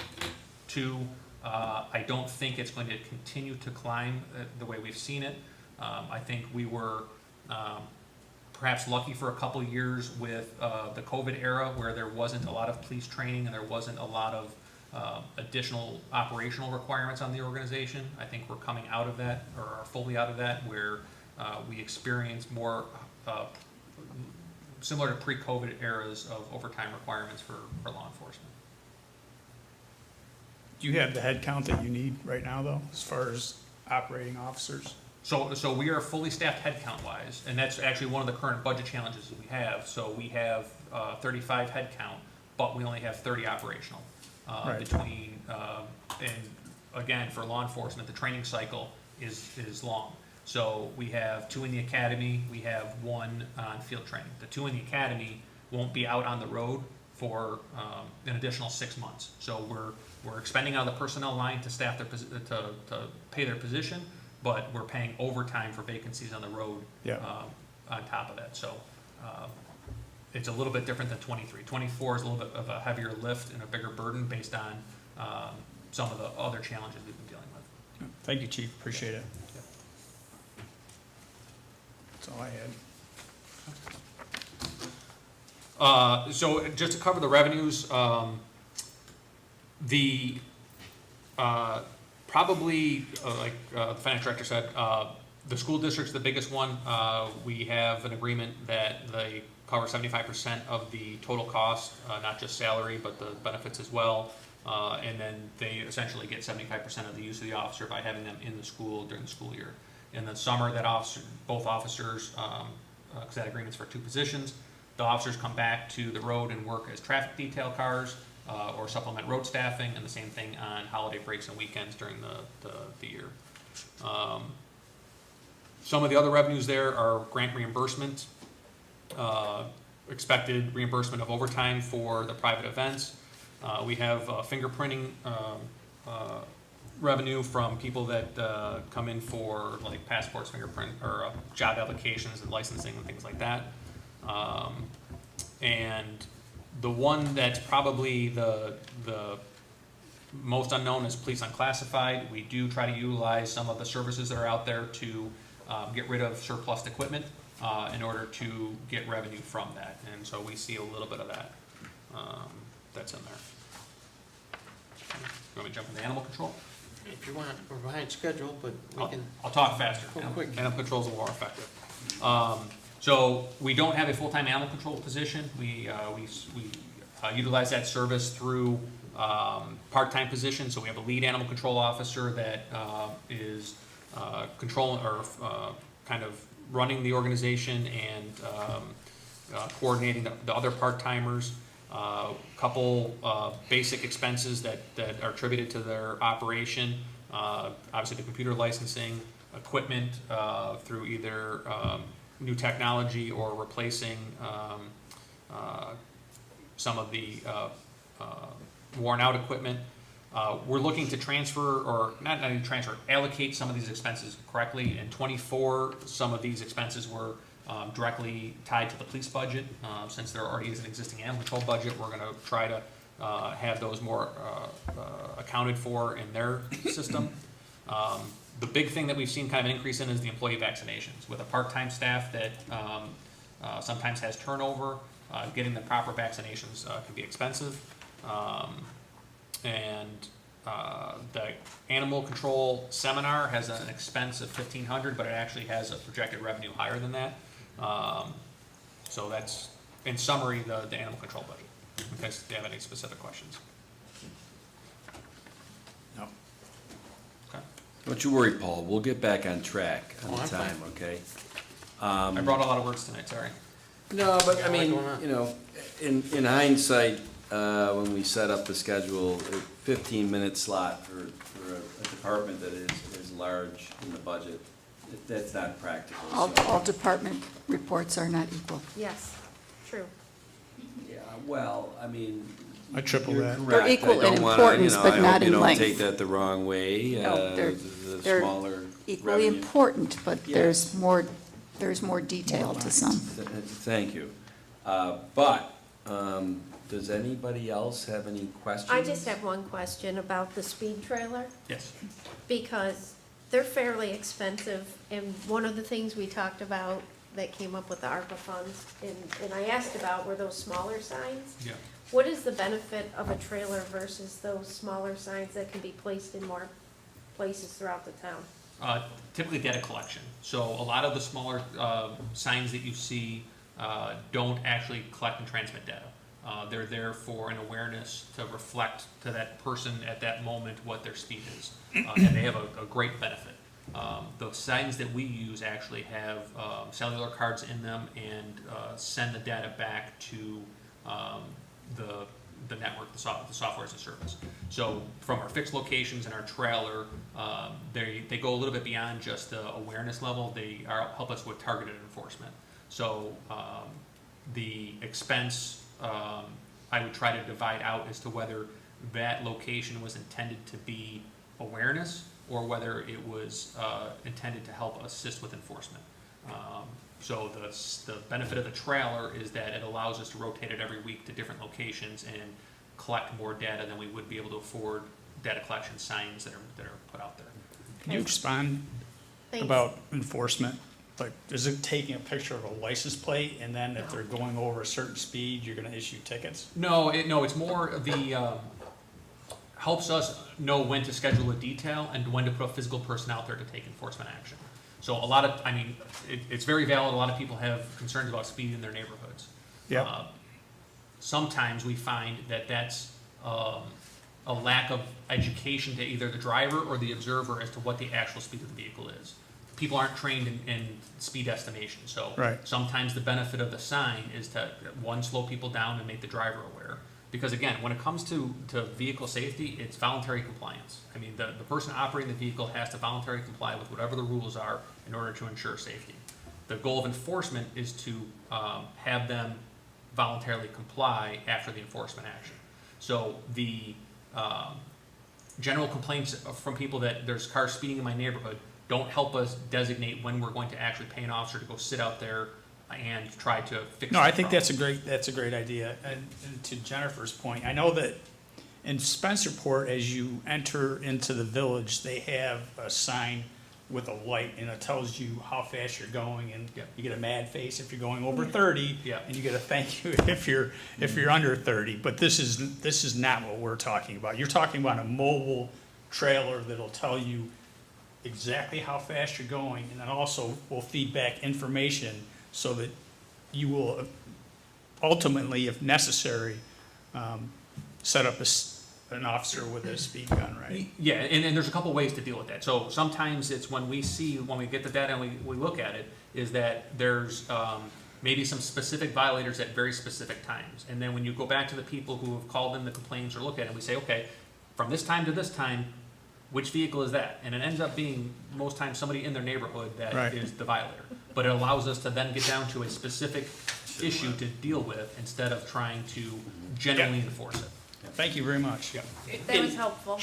Just to put a ribbon on that, Jen, I think you prefaced the question by saying that there was some ARPA money potentially set aside for this. 5 months to the day, because we're at August 1st, we will have to, Paul, commit under whatever we're in contract. We got about $750,000 or something like that. Needs to be obligated by the end of this Yeah, year. your April 30th report, I think we split it up in 5 or 6 projects at about 125, 150 per project. And one of them we earmarked was these speed signs. Now, Chief, Paul, correct me if I'm wrong on this, or Cap, you got the data collection ones, like the mobile ones that you can hook on the trailer and go around. You have data collection ones that we can hook up to the speed sign, and it'll collect data. If that's the way we go, those are exponentially more expensive because of the technology and this and that. That's really more of a police department thing. If the town board decides that we're going with ones that are just picking up solar or whatever and just telling you what your speed is as you go by it, that's gonna be the highway department. They'll go and put them onto the signs. They do not collect data. They just tell you that you're going 37 miles per hour and it's attached to a speed limit sign that says 30. Mhm. Is that pretty accurate? That would be my advice, yes. Okay. Well, I asked if it was accurate. Those are the two different. Yes, those are the two different ones. Those are the two And, different ones. you know, we can have all the bells and the whistles in the world, but, you know, the ARPA money will pay for the unit, but then there would be operational costs going on, and if cell phone 5G changes, so there's analysis that has to be done on that, and we have 5 months to go, so. Well, it was just an option on the list, and it was Sure. one of the potential things, and my thought, it would be the less expensive ones that were more for awareness than data collection, so that you don't have to worry about the And that ongoing when- maintenance. Yeah, next week when Pat Stevens is in here, we can bring it up again, Yep. because that would fall in the highway department purview, I think, so. All right, thank you, Thanks, Chief. Thank you, Chief. Thank you. We're not gonna short you, Chris, all right? Because nor are we gonna short the judges or Bridget, because the town board regular meeting is scheduled for 6:30, We can start that 5 or 10 minutes late. We cannot start it 5 or 10 minutes early. Yeah, I thought, why is it at 6:30? I thought they all had to be 7:30. No, Okay. we can, as long as we give proper notice and whatever, they can be any time that we want them to be. We try to keep it consistent at 7:30, but we figured we'd be done with this at 6:15. We were wrong, and that we would roll into a meeting at 6:30. Very simple. A regular meeting with resolutions, conducting town government business. You posted that it starts at 6:30, better not start at 6:15, I got it. but you can start at 6:45. I thought there was something magical about 7:30, so thank you for that No magic. clarification. It's Chris, just- go. All right, so, before I get into the lines, and I'm not gonna go through each one of the lines. I'll hit on some of the highlights like I typically do where there's changes. I do have a few bullets, though, I wanna go over before I get into that. So just overall, from a revenue standpoint, as you know or recall, Parks and Rec Department is actually broken into 3 departments. So between the 3 departments, this year our revenue is, our expectation for revenue in '25 is $1,214,600. That's compared to our '24 budget, which was budgeted for just over $1 million at $1,053,100. So that department-wide, between those 3 departments, is about a 15% increase in revenue that we're expecting for '25. From an expense standpoint, between, again, all 3 departments in '25, our estimation is gonna be around $2,797,872 compared to the '24 budget, which was 2.5 million. So this is an increase in expense for '25, right around 10%. Now, I will note, and I'll go through this here in a minute, we do have a very large capital project in our Parks Department that is around a $200,000 expense. If we were to take that capital project out, fund it in a different way, that would bring our expense for that department, or for all 3 departments, down to about a 3% increase. So I'll go through that, though, as I get to it. 25 budget does include the request for a full-time position within our Recreation Department. This position obviously would assist with creating of programs, which obviously has an impact on our revenue. Currently, our programming structure is made up of 4 full-time program staff within the recreation side of the department. From a benchmark standpoint, Webster, our department is one of the smallest recreation departments from a staffing standpoint, from similar sized municipalities. So as we continue to see our programs increase in regards to the number and the number of attendance, it's putting a strain on our recreation side. So the time is appropriate for us to be able to look to add another full-time person to the recreation side. The Parks Department does have some savings in full-time salaries of about $42,000. As you may recall, we no longer have a foreman position. We replaced that with a GEO position within the department, so that's resulted in about a $42,000 savings within our full-time salaries. Obviously, we look to continue to cut costs where possible in each one of our lines. One good example is this past year, in the middle of the year, we were able to switch our credit card processing from Plug and Pay to Paytrack. This did actually 2 things. It aligned our credit card processor with our registration system, and it reduced our monthly costs. We ran the figures this past May's credit card fees were around $2,700. And a year ago, they were about $3,700. So that was a $1,000 savings in year to year for just 1 month. Year to date, from a department standpoint, we've produced just over 300 programs at 309 programs, which is an increase of about 36 programs compared to the same period in 2023. We've had 39 special events that have been offered to the community on a monthly basis. Those ranged in everywhere from family events to senior activities. Both of those are department highs, and I'd also always mention that quality of service has increased.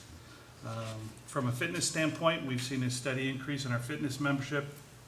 Current membership billing base is at 512.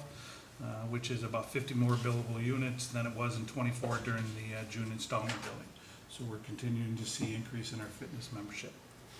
Insurance-based revenue is at an all-time high. Currently, our revenue for our insurance-based revenue is at about 110% of our budget for '24. So that is, that's very good. And our current program line for Webster Parks, Webster internal program line is at about 136% of revenue for '24. So our revenue continues to see very good numbers as we go through the year. So those are some of the highlights as I go through these lines. And again, if there's questions anybody has specific to one of the lines, please ask. A number of them are very similar from year to year as they're just standard cost. 6772 is where we'll start. That's program for the agent. That's our senior line. From an expense standpoint, no real major changes to that line. Obviously, salary lines, as Chief and everybody has said so far in their presentation, just from cost of living, step increases, et cetera, where we're seeing our changes. The Minimum Wage Act does have a large impact on our department as we have a number of part-time employees, because we're not just straight full-time, so we have a large number of employees, 120 plus, that we have. So the minimum wage impact, going to $15.50 next year, does have an impact on us. So from a total expense standpoint for our senior, slightly up, and again, most of that is attributed straight to salaries. Underneath that is the revenue side. As you can see, it does show an increase of about $25,000. Most of that we see is our reimbursement from the county. We've seen the last 2 years that are reimbursable for the county has started to trend upward, so that's a positive sign that we're starting to see more activity in the facility, especially on the senior side, so we've budgeted accordingly for that. Any questions on program for the agent? Okay. Recreation expense, we're gonna do the same thing again, salary-wise, it's kind of at the top, where we see most of our increase. I will point out 10043, that is a part-time position. Last year, that was budgeted in actually 2 different lines when it should have been in one. We didn't catch it till after the budget had been approved. The numbers were there, but we needed to put it into one line, so that's why this year it shows as its own line. 10088 is where our new full-time rec position would be housed. It's an entry-level position from a civil service standpoint. It'd be classified as a rec leader, which is, again, an entry-level recreation position. 10092, that is a salary line, part-time salary line. That reduction, we do show a reduction in that. Part of that is from a staffing situation, as well as we've combined our facility cleaner and our morning fitness facility cleaner. We've combined into one role, so we're able to get, with a little more, a few more hours, we're able to actually use one person to be able to take care of 2 services. So we show a savings on our expense from that standpoint. 97 is our summer staffing. This is obviously one of our biggest expense. Again, back to what I said earlier, we have a number of part-time staff. This is where our seasonal staff is, summer camp counselors, program coordinators, et cetera. Obviously, that's a big expense, but again, we show that on the revenue side as we show the increase in revenue. And again, it's been talked about quite a bit. 20011, which is our computer equipment and licensing. It's a significant jump, but again, we have 14 licenses that we have within our department that we pay for in regards to Microsoft, and then we have budgeted for 4 computers to be replaced. Again, as has been mentioned with the change in support for Windows 10. We have started the process, since all of our computers are operating Windows 10, to replace at least 4 of them for this coming year. 40067, I think Paul mentioned earlier a few years ago how the town changed and went over to a cloud storage system. This was huge for our department, as our RecTrack, which is a registration system, shifted over to the cloud. So we continue to have annual costs to be able to maintain that. Plus, this year we've also allocated some funds into that line. Why there's a slight increase, because we're looking to add one of the modules that RecTrac has that we currently don't have in our operation. It's called a point of sale. We're looking to institute that as part of our registration model, which would be a huge benefit for our front office as people come in and there's purchases for things like a guest pass or a one-day use for a yoga class. Rather than having to enter everybody in from a full system standpoint, we can actually do a point of sale, which is much faster. So it gets the person in and out faster, plus it makes it a lot easier on our end from a record keeping standpoint. So we've added that module into our budget for '25. 70/20 from a revenue standpoint, if you want to move down to the revenue standpoint or revenue lines, all lines in '25 are either the same for '24 or have an increase. Overall, we have about $126,000 increase between all of our revenue lines. Again, we're seeing from 2003, where it's highlighted now, that's our internal program.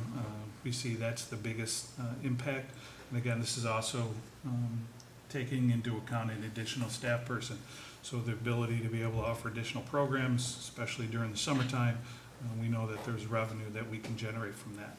A bunch of the other programs are very similar. We're starting to see a number of those areas starting to level off in regards to just revenue-wise, and I think we're pretty consistent now where we are from a revenue standpoint.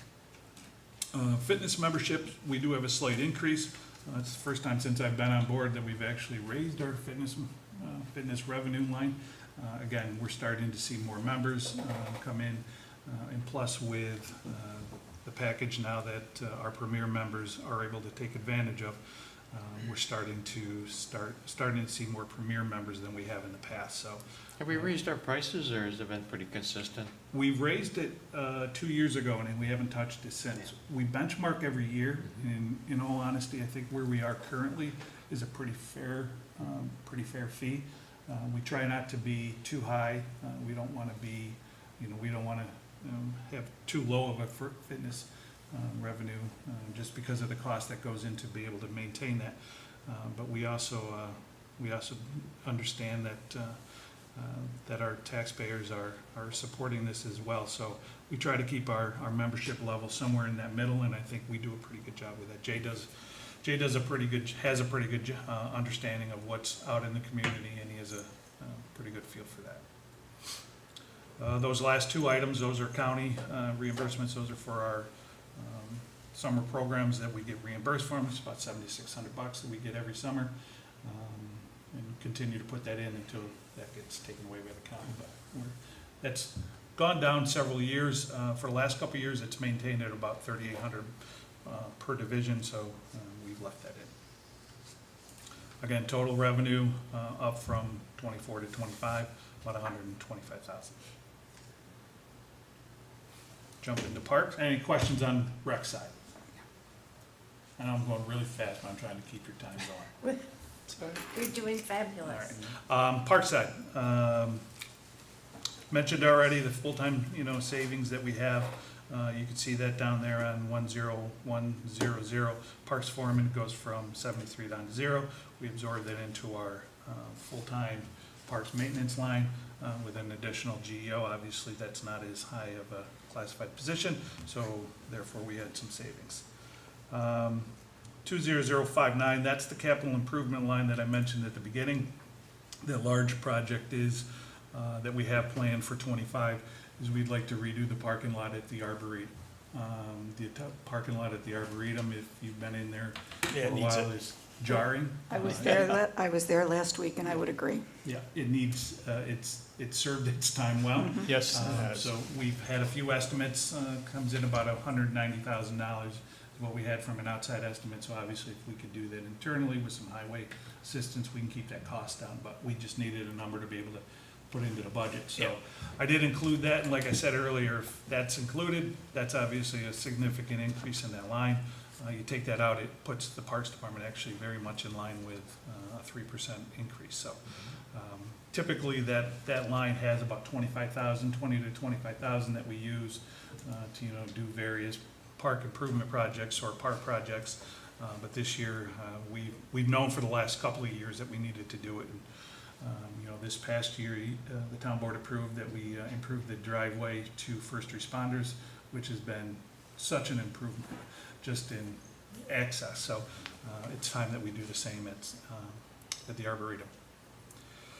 Other than that, 40101, the vehicle lease, that's slightly down, and the reason for that is we do not expect, or we do not have an ask for any additional vehicles. We did receive 2 new vehicles this year as part of our lease package, and one of those vehicles we had to outfit with plow and lights, et cetera. So next year, that cost, which is an upfront cost with our lease package, we don't have to incur that, so that's why we have a slight deduction in that line for next year. 40242 is our maintenance supply. That's just an increase because we see an increase in needed supplies from a facility standpoint. Plus, now that we purchase all the facility supplies for not only our department but also for town hall and court building, we're seeing an increased usage. So we try to keep that as in check as we possibly can, but it's just part of the operation. 40248 is our lawn service. It's a contract fee. It's a set number. However, we anticipate every year that we can come under budget on that. For 25, we know our note cost is going to be around 119,000. As we're able to save, it's part of it is a 3-year contract. We just did it, renewed it this year, went out to bid this year and renewed a contract. So this next year will be year 2 of that. But again, with our ability to be able to save mowings when the season gets dry, or be able to hold off on cuttings, we were able to stay underneath that contract price. The rest of those are pretty straight numbers.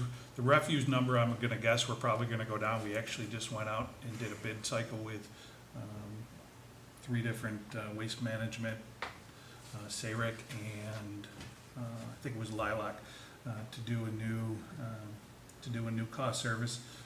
Actually, we ended up staying with Waste Management, but they reduced their fees for us. So we were able to get a better rate on our refuse. So we expect that our numbers for 25 will be under that budget. Thank you for doing that. Yep. We do that. We try to do that typically is whenever we start to see some fluctuation or price increases, and we started to see that with Waste Management. So, That's an easy one, because they Yep. do that every year. I think it was done town-wide about 4 or 5 years ago, but it's good, It would good to be, keep in it check. would be a great time to do it townwide again, if there's time to do it, because you can save easy 20% there. I Mhm. know it's not the largest budget item, but there's still an opportunity there, and I don't think it's a huge, maybe I don't know, but it doesn't seem like a huge effort. the last thing I will say on here from a park standpoint, the revenue line, the lodge rentals is slightly up by about $10,000. We are looking at next year into 25 changing some of our lodge fee structure. We're a little unique, and again, I've explained to this board in the past that we're a little unique in that in Webster, you actually reserve a lodge a year out. So technically, we're collecting fees a year prior. So it's a sort of it's a timing system. So again, we benchmark all of the facilities in the area between the municipalities, the county lodges. We have 2 enclosed lodges that we charge for between the Curry and Liberty. And our fees are currently right about where I think they should be from a benchmark standpoint. But there's some other features between garbage collection and those kind of add-ons that we may look to in 25 and include into our costs. So we may see some slight adjustment to some of our fees in 25, which leads to the reason why we have some increase in that revenue. Any questions? No. or- Thank you very No, much, Chris. Thank you, Chris. Thanks, Chris. Thanks, Chris. Judge Christine and Judge Tom.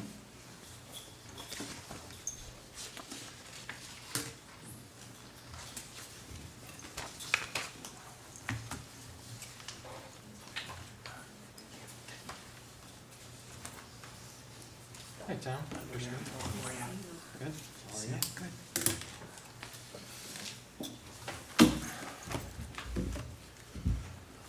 Alrighty, well, our budget is not very extensive.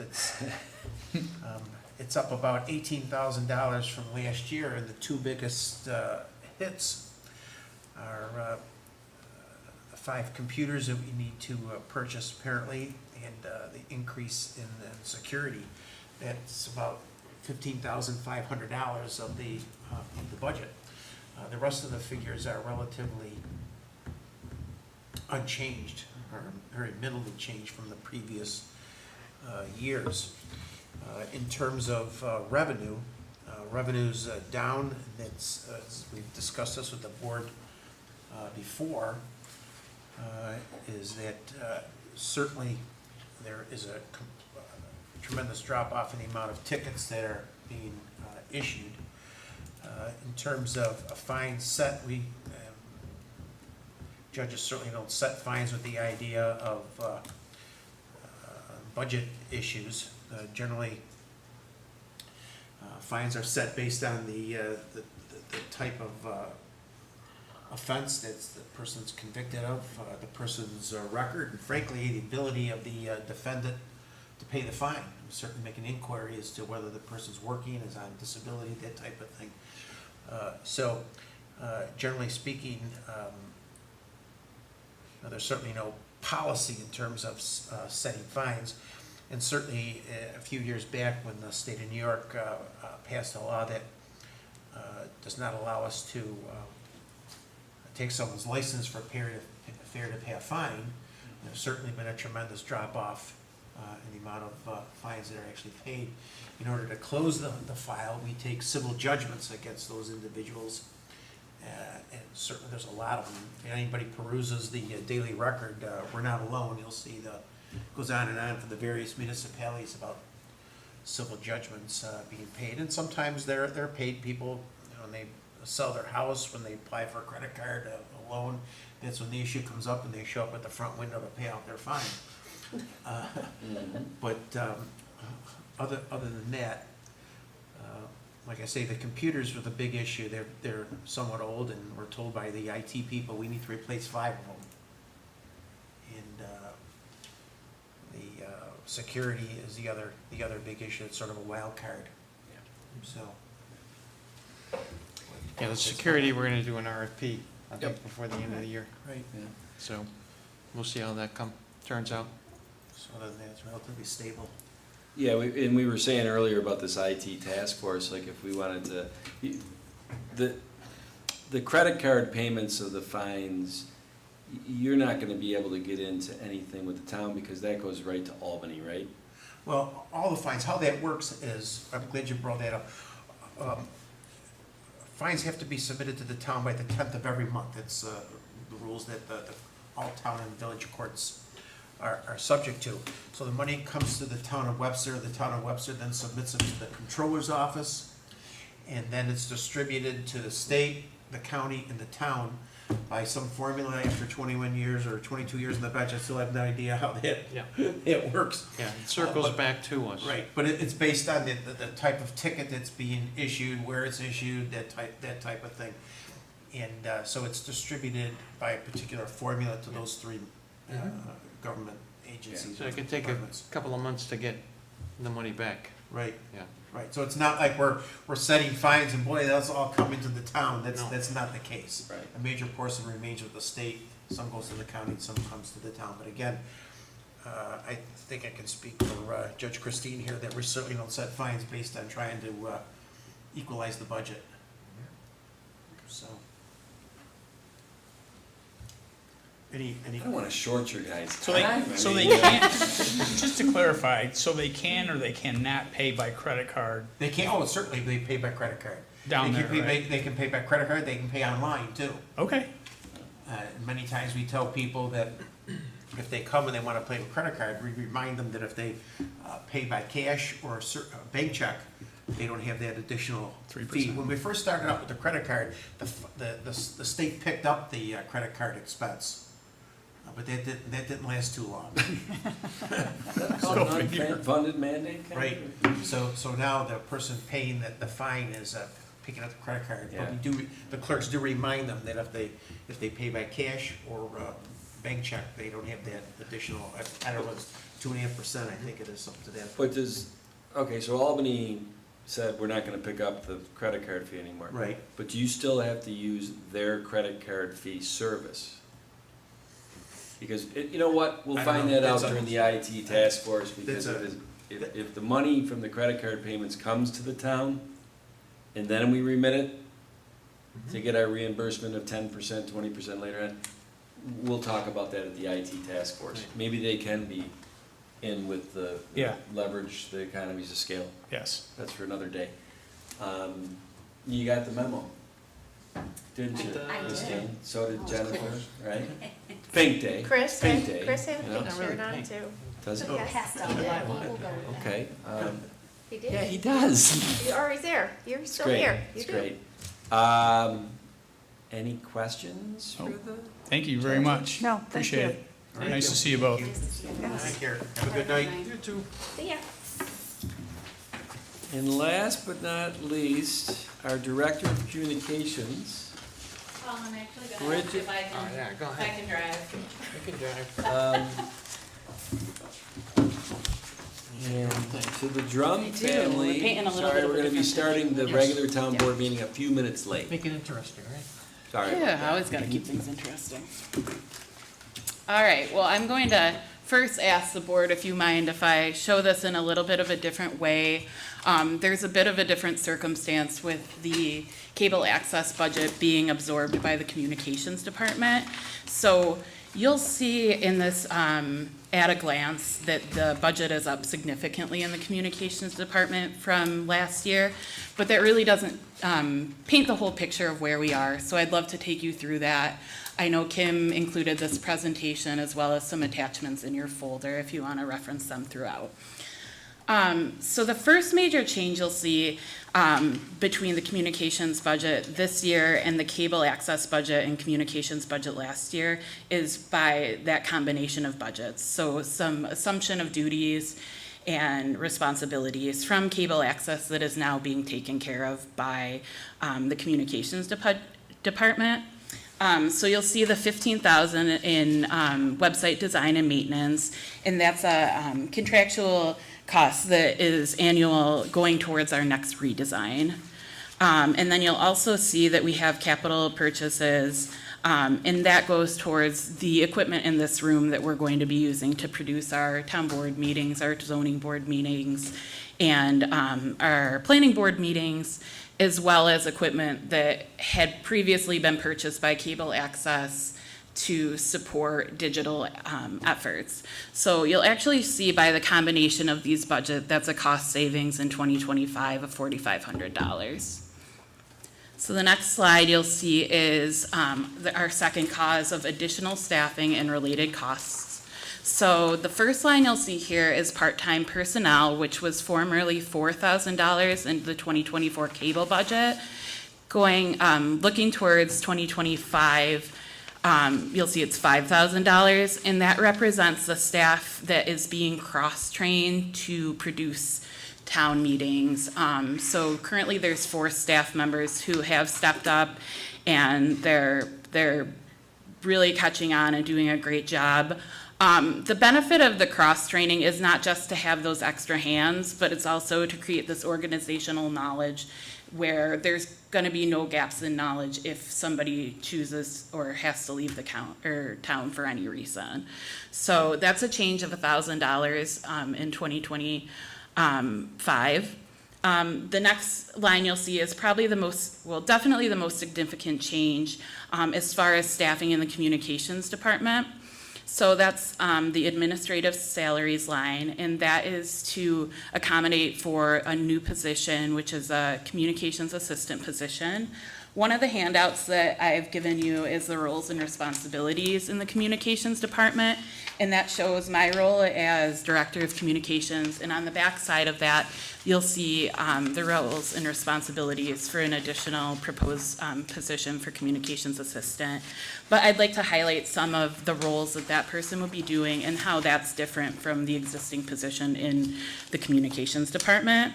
So that's going to be a heavy digital focus. I think we all can agree that we're glued to our phones, we're glued to our devices, and there's a heavy shift in the landscape towards a more digital world. And we can see businesses, nonprofits, and even other government entities that are shifting to really focusing on digital. So I would love somebody to really focus on video production, still photography, to enhance our methods and to give us opportunities that currently don't exist with the staffing model that we have. They'll also help in the primary drafting of proclamations and certificates and create plans for digital and social media. They'll draft articles for our town e-newsletter and our Webster Today newsletter publication. And they'll also be heavily involved in the production of town meetings. You'll see the communications director line. So that accounts for the step raise as well as the COLA, but also I have put in there the 2024 salary that was put in for the cable access programming coordinator.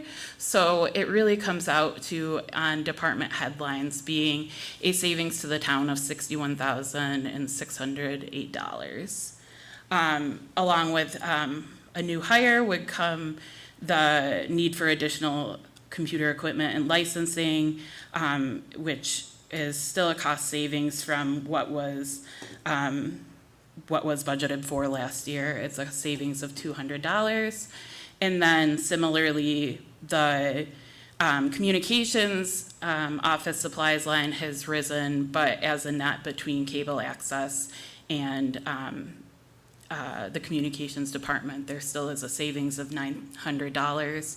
And so for the cause of additional staffing and related costs, that's a savings of $21,708. And the final major change, I may defer a little bit to Paul here, it is the cable vision fee.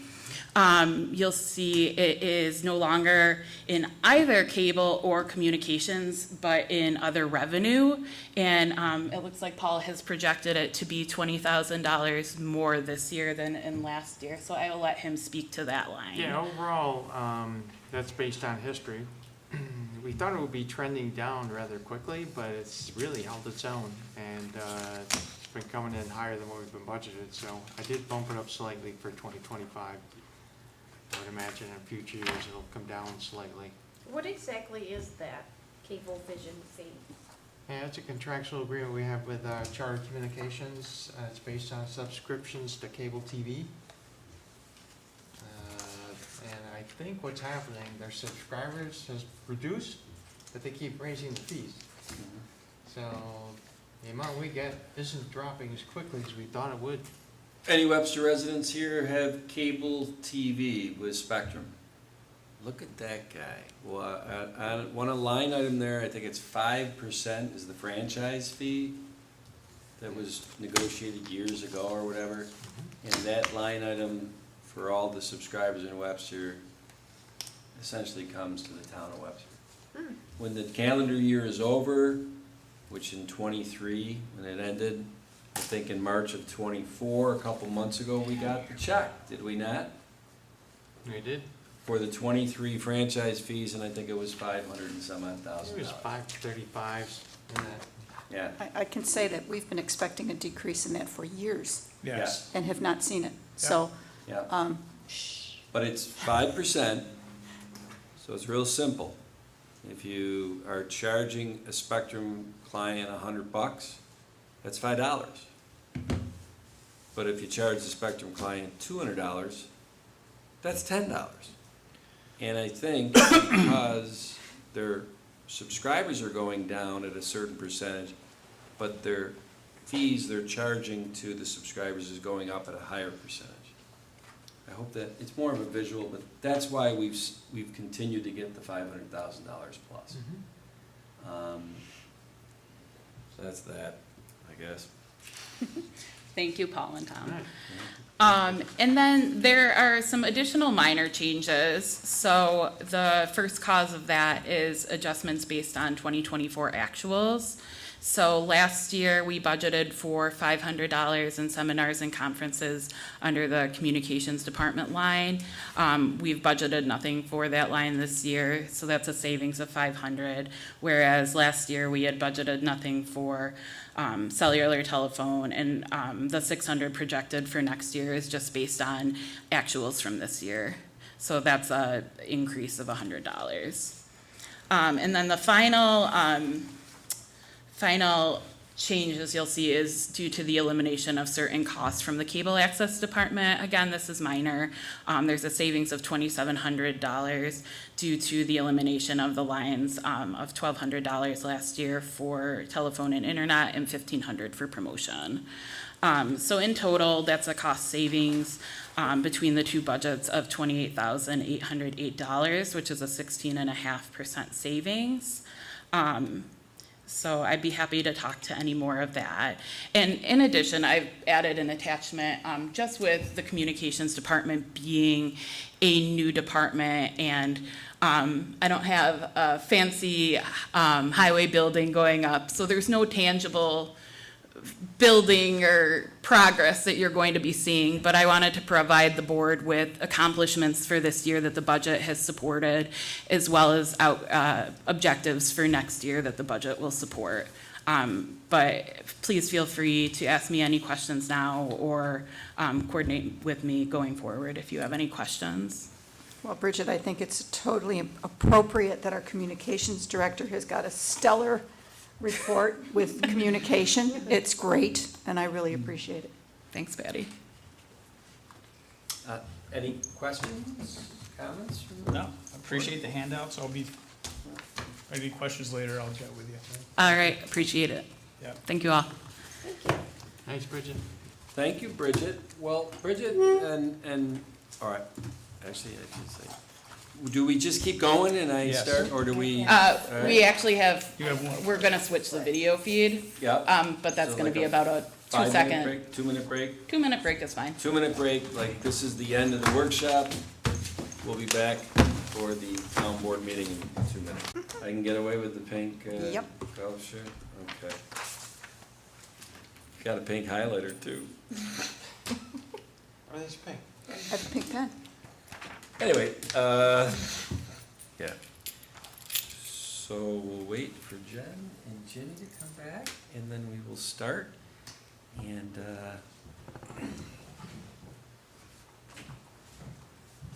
I apologize again to the Drum family for the delay. I'm sure if Eliza was running these board meetings, they would be on time and structured better. I could learn a lot from you, Eliza, but what can I tell you?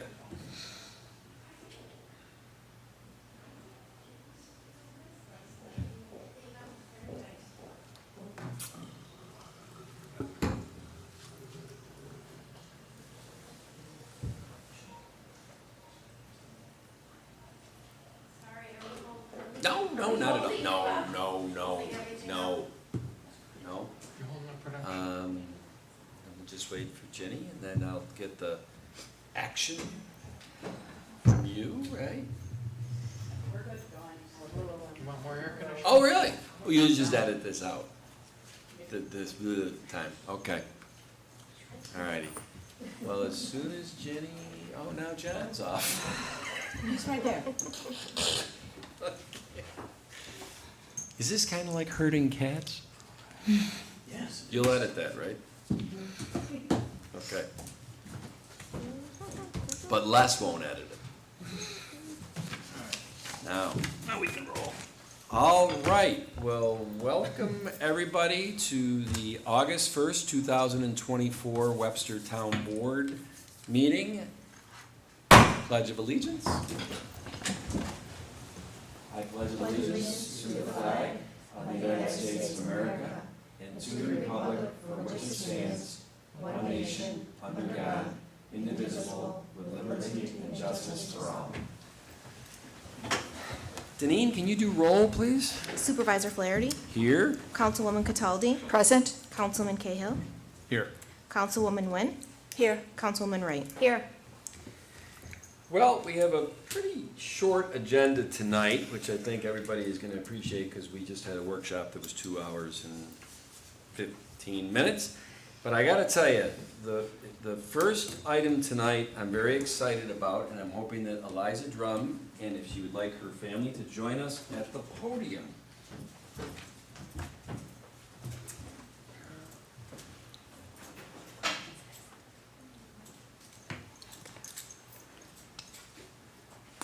Eliza, you look like a five-star general with that all on. So I gotta say that I had the pleasure of meeting Eliza the first time a couple months ago. Bridget Harvey, our communications director, and Kim Doyle in the supervisor's office. Eliza came in, and as part of your Eagle Scout, becoming an Eagle Scout? It was part of a merit badge. Merit badge. Was it that you had to ask some questions of an elected official? Yes. I thought it was great. All right. She comes in. I knew, and I think Bridget and so did Kim, after about an hour with this young lady, that we're like, that woman's going to be the freaking president of the United States someday. Did she So know impressive. that, did she know that you would talk for an hour as she interviewed you? Actually, she's pretty good at that too, aren't you, Okay. Eliza? You know that? I mean, I kind of met my match, and I knew that it's very possible I'll be working for her someday. So, then I got invited to, actually, when she became an Eagle Scout, wasn't that about a month or 6 weeks ago? Yeah, and your brother's an Eagle Scout too. I gotta say, she got up and gave her talk and whatever, and once again, I mean, senior in high school, correct? Graduated now, rising freshman in college, mature beyond her years, and I hope you'll get a chance to hear her talk. I'll stop flapping my lips. But the reason why we wanted to to recognize Eliza, and I think you'll hear it in this proclamation of just why Eliza is as impressive as I have tried to describe. This is a proclamation of excellence presented to Eliza Drum. Whereas it is the intent of the Webster Town Board to recognize the outstanding efforts, contributions, and leadership traits within our community, and whereas the journey to Eagle Scout is a challenging one, lined with many tasks and responsibilities that only the strongest of scouts are able to overcome and master. And whereas Eliza Drum has worked diligently through the course of her involvement with the Scouts, it is through hard work, service to the community, and leadership that she has earned this prestigious rank. And whereas Eliza earned her Eagle Scout rank through her project supporting the Webster Kiwanis Club, through this project she built 5 benches as well as several bat and bird houses that will support Camp Smile. And whereas, as the first Eagle in Troop 425, the first female Eagle in the town of Webster, and the 34th female Eagle in the Seneca Waterways Council, Eliza is a true leader within the Boy Scouts of America Association. The town of Webster is grateful for the countless hours of service she has provided to our community and is incredibly proud of this accomplishment. Now therefore be it resolved that on the occasion of her Eagle Scout Award, as the supervisor of the town of Webster and on behalf of the Webster Town Board and the entire Webster community, we extend our sincerest congratulations to Eliza for her accomplishment and leadership.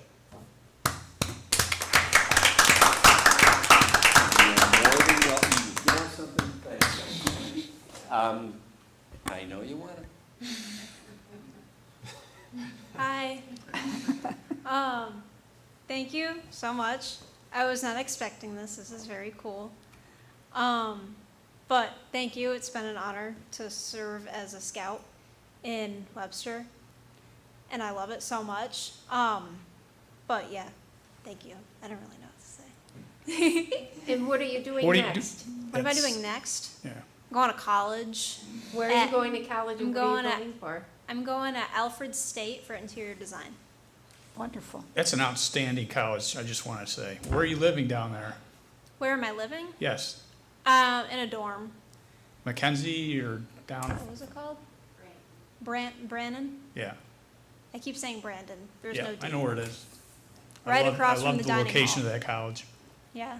yeah. Well, I can clearly tell from your uniform and your sash that you are a very accomplished young woman, and I just want to congratulate you on that. Thank you. Thank you. Thank you very much and congratulations. Thank you. Yes. And I hope everybody knows that Pleasure. I think it's as of January 1st, 2025, the Boy Scouts of America are now Scouting America? As of February 1st. February 1st. 2005. Okay, 2025. gotcha, It'll be Scouting America. gotcha, okay. Thank you. Thank you. Thank you very much.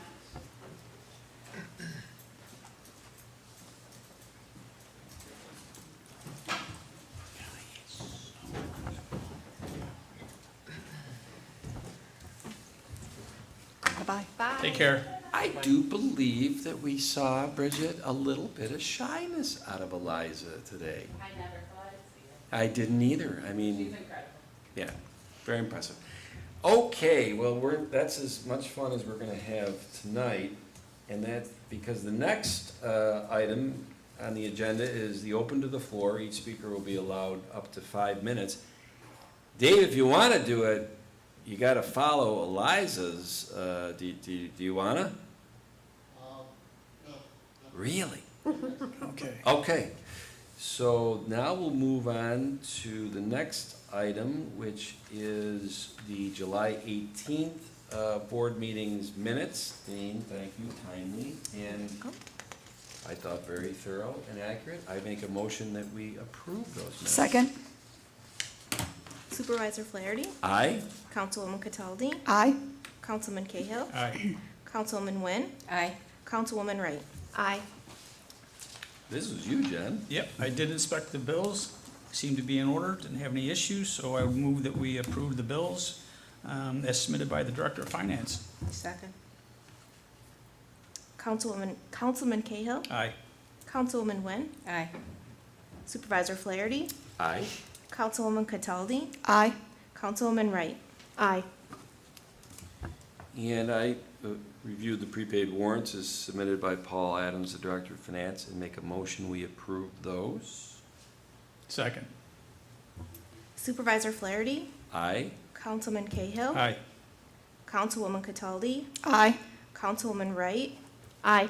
Councilwoman Nguyen. Aye. And I approved, I went through the purchase orders and submitted by Paul Adams, the Director of Finance, and make a motion that we approve those. Second. Supervisor Flaherty, Aye? Councilman Cahill, Aye. Councilwoman Cataldi, Aye. Councilwoman Nguyen, Aye. Councilwoman Wright. Aye. And now you're gonna get a little break.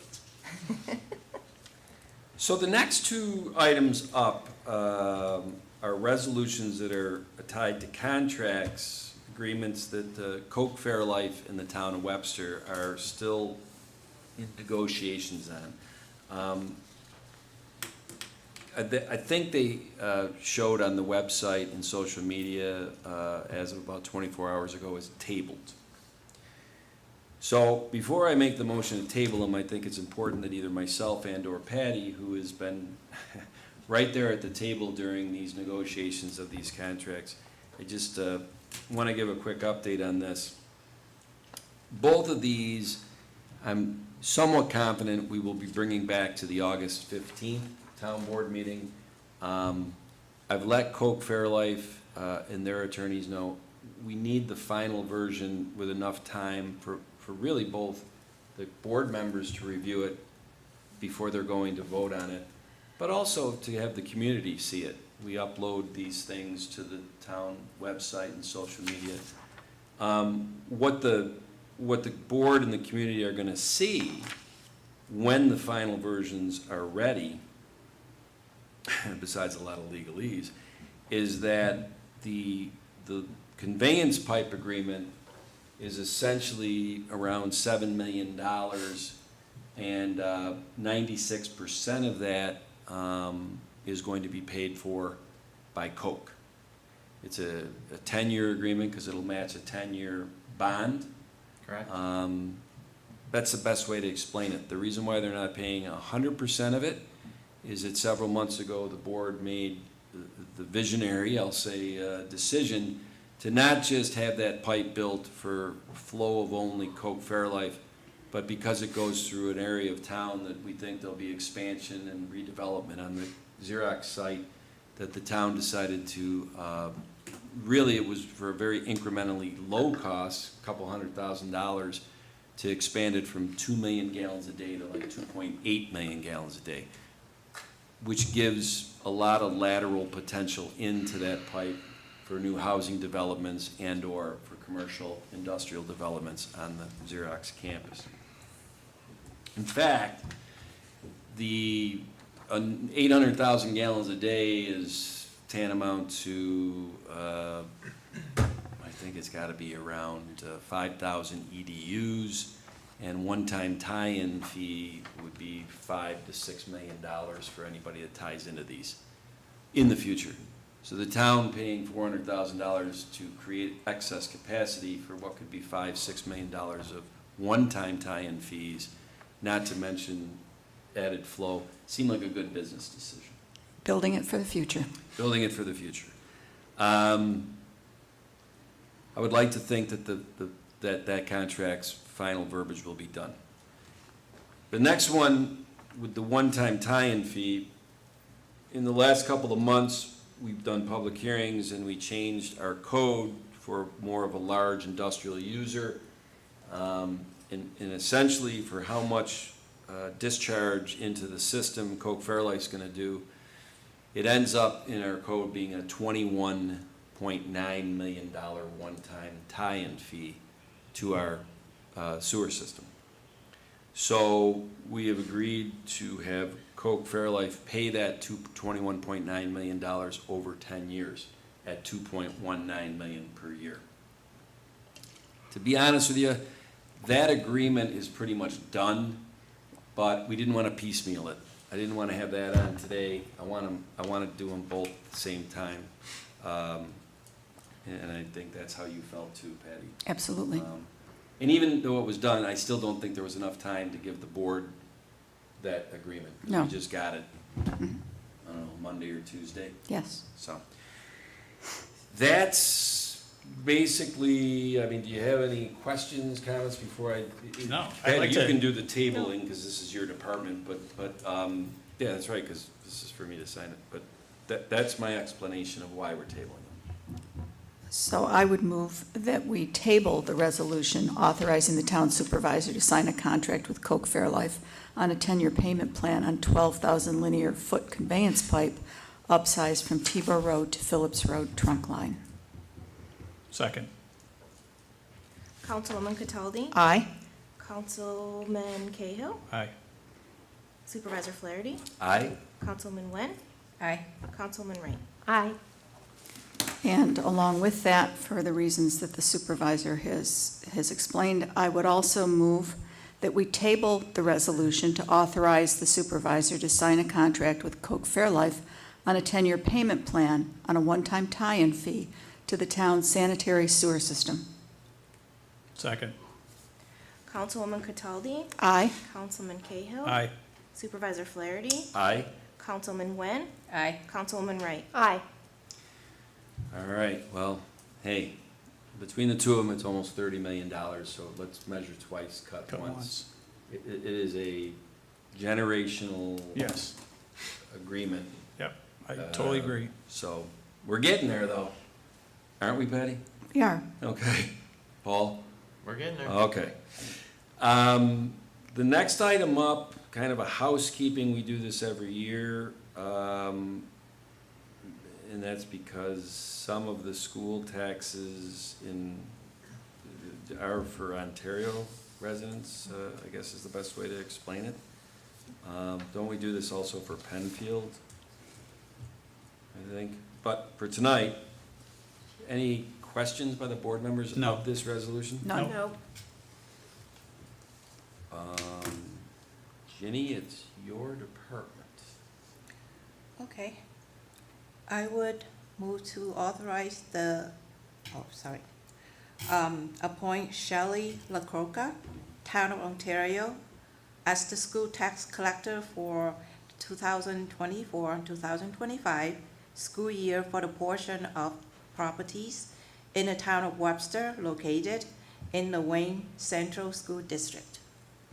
Second. Councilman Nguyen? Aye. Councilwoman Wright? Aye. Supervisor Flaherty? Aye. Councilwoman Cataldi? Aye. Councilman Cahill? Aye.